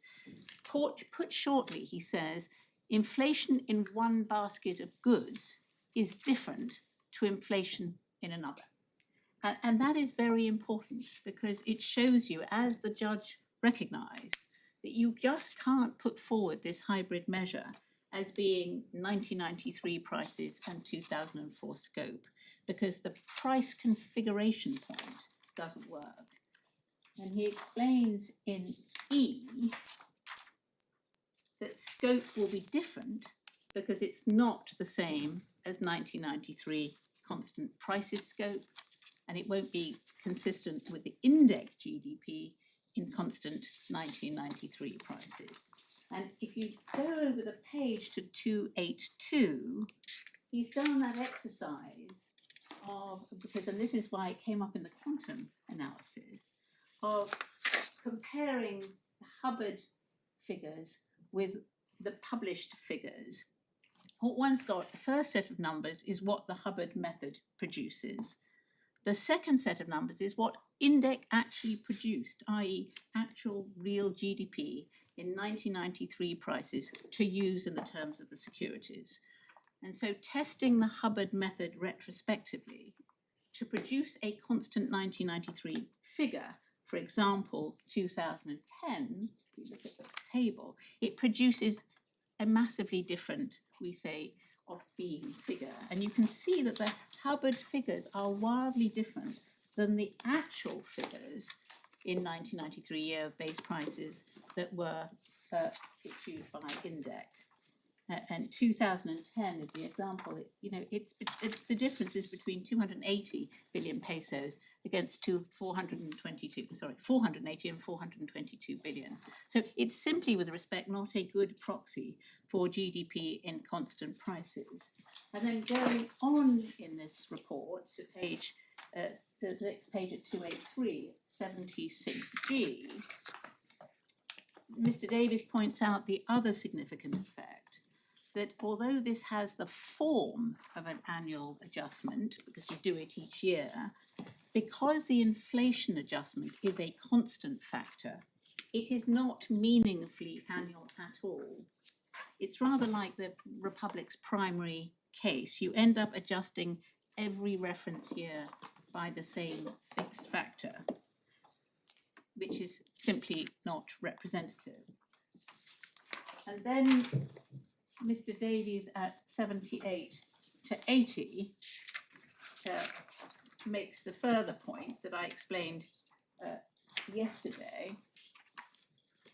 And he explains in those paragraphs, by reference to the key governing system, which is the SNA, that a measurement of the type that Professor Hubbard is describing can be described only as a volume measure. So it cannot be labelled as constant GDP and prices for a particular year. And you see the conclusion that Mr. Davies draws in the middle of paragraph 80. And you can see the reference to the SNA. So going over at 81, he sets out the implications of the using these two different price deflators. And you see that, and you see the descriptions you could give to the Hubbard number, a chain volume series or similar, but it's not GDP in prices of a given year. And again, you go on to F. He says constant prices, the reference is inappropriate. And then at 83, you see his conclusion. Staying with this, if you will, at 84, Mr. Davies makes a further but related point, and that is, if you're going to do an inflation adjustment method to get to 1993 prices, as the public is trying to do, then Professor Hubbard's approach is just one of many ways of trying to do it. And Mr. Davies then gives you an example of a different way you could do it, which maximizes the use of available data published in 1993 prices. And as we explained at paragraph 80 of our skeleton, that's really the analogous point to which overlap year point you take. It's all very well to say constant 1993 prices, but that just means an inflation adjusted measure. But inflation adjusted how? And that's the question. And you can see that what Professor Hubbard and the Republic plead, and that was the reason for telling you, there was an index implicit price deflator. But I think Mr. Railton accepted yesterday at page 68 of the transcript, this is not a fraction that is in the securities at all. It is something index produces, you can get hold of it, but the securities don't specify for this IPD to be used. So what has happened here is the public has simply pleaded what you could do if you wanted to do it this way, but with respect, the securities don't say that at all. And as I said, even if one assumes the securities do want an inflation adjustment, it's impossible to know how that's being required to be done. I just want to make one further point, and we make it in paragraph 80 of our skeleton. 80. 80 what?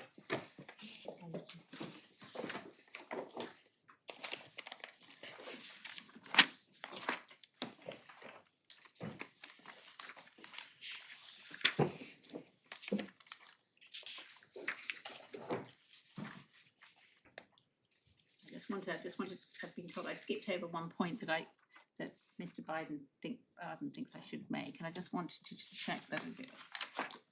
I was just saying it's impossible to know how you should do the inflation adjustment if one assumes that the securities want that done. And if you do it differently, this is the point, you're going to end up with a different fraction. And so that matters. It affects whether or not the conditions are met, in particular the level condition and the proportion of GDP above the level condition, which contributes to the payment amount.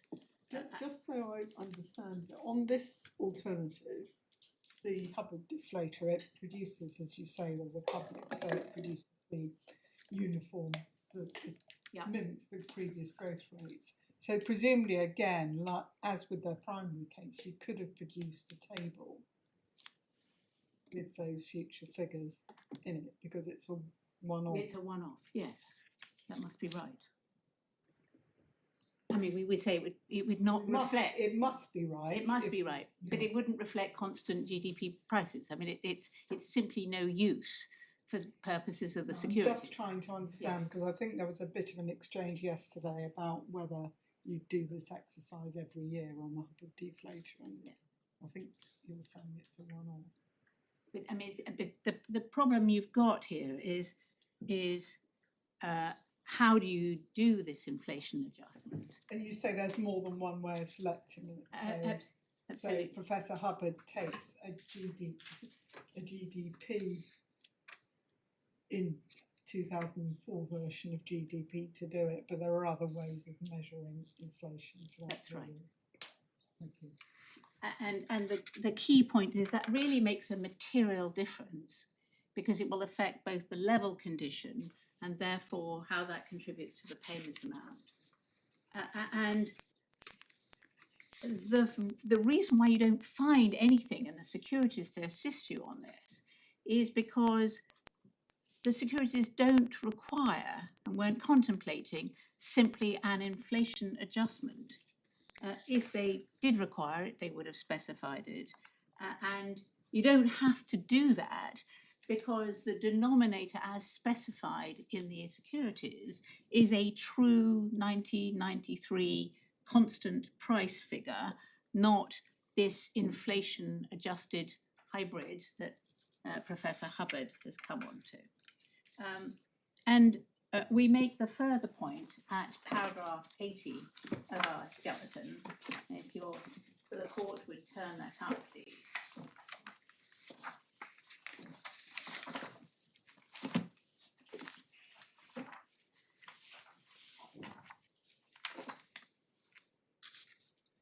And this is an important and distinct point, the points I've just been making, which arises from the non-compatibility of the figures discussed by Mr. Davies, and you saw them in the table.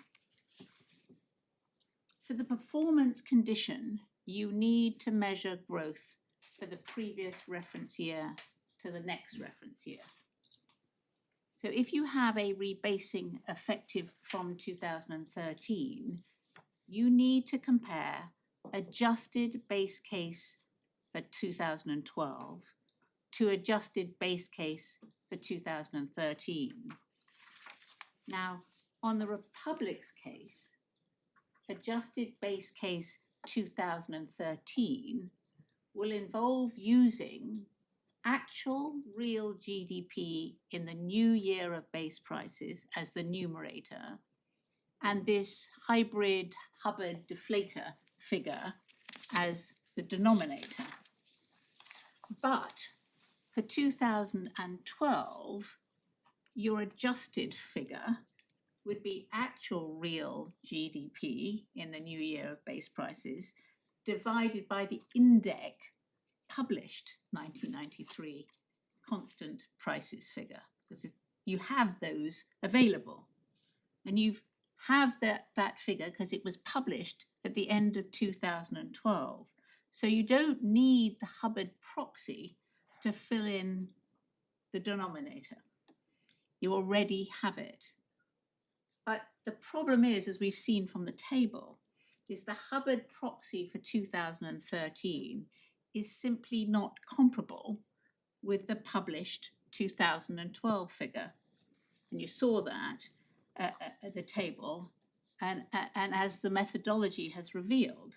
So for 2012, your denominator is your index number, 1993 scope, 1993 prices.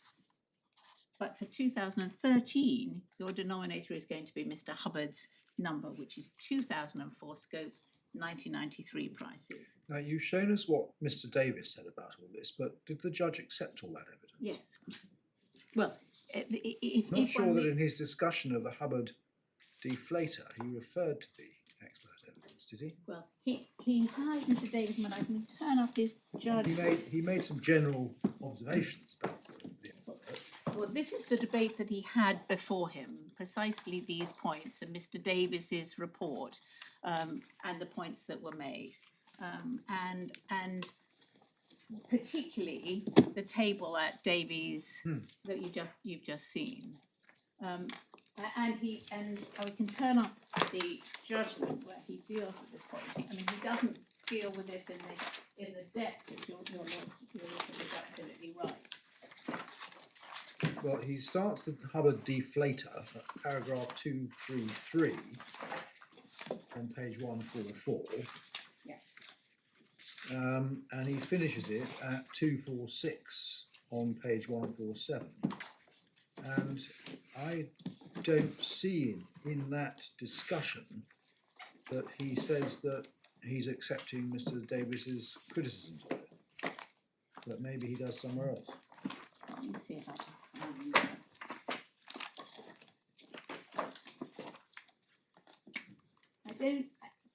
I don't think he expressed, I mean, I think your lordship is absolutely right. He doesn't expressly reference Davies, but he takes our points in 244 about the configurations. He takes the point I was going to come on to about second and subsequent rebasings. And he, I think earlier, I'm just trying So to find- 244 is your submission based on Davis, is that right? Yes.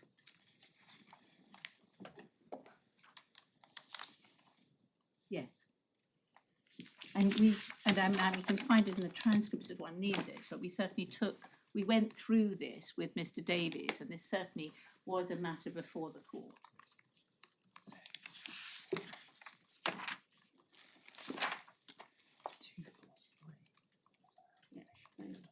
Yeah. Yes, no, I agree. And my letter friend says 243 is also the submission I've just been making about constant prices, and that again is based on Mr. Davis's report. I mean, there's no question with respect that Mr. Davis is dealing with the Hubbard deflator, which we dealt with in cross-examination, was before the court and went through in some detail, specifically the table that the court has just been shown, and this issue about the definition of constant 1993 prices. Well, I'm not for a moment suggesting that the evidence wasn't before the court. The question is, did the judge accept it? Well, there's no suggestion that he didn't accept Well, it. was it disputed? I mean, did Professor Hubbard dispute Mr. Davis's criticisms, for instance? Mr. Hubbard did dispute Mr. Davis's, but he. I mean, I can find in the. Maybe I can do the same in the short adjournment. It's not normal for an appeal court to choose between experts if the judge hasn't done it. I accept that. I will find in the over the short adjournment the cross-examination in supplemental bundle 4 of Professor Hubbard in relation to the table, because I don't think he disputed the disparities on the table, and I don't think he can. It's simply a mathematical equation. So what I was saying was the problem you've got with 2012, 2013, which is the published as against the comparing the published against the proxy that Hubbard uses. And so what Professor Hubbard said you would have to do in that circumstance when you're doing 2012 and 2013, you'd have to override or overwrite index published 1993 constant price figures for 2012 and replace it with his Hubbard deflated figure. And in the core supplemental bundle,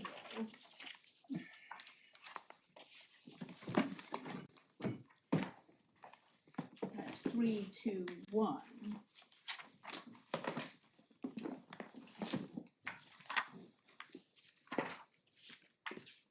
At paragraph 39.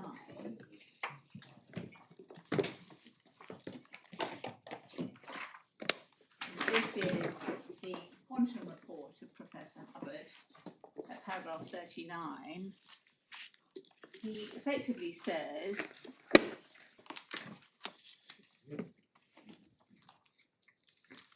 you have to jettison the actual 2012 figures in 1993 constant prices that Index had already published. But there's absolutely no justification, we say, for doing so. Those are the figures that are out in the world. They are Index verifiable published figures, and you have to maintain, produce a consistent result, how he puts it, you have to jettison the Index figures. And there's, with respect, no justification for doing that at all.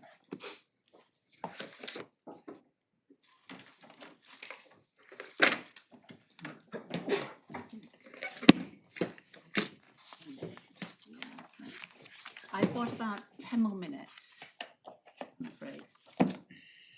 Or 15 Well, do you want minutes. to do them after the short happy adjournment, to and do then that. you can see if there are further references to I will do Professor that. Hubbard that you need to show us. 2 o'clock. Court rise, if able.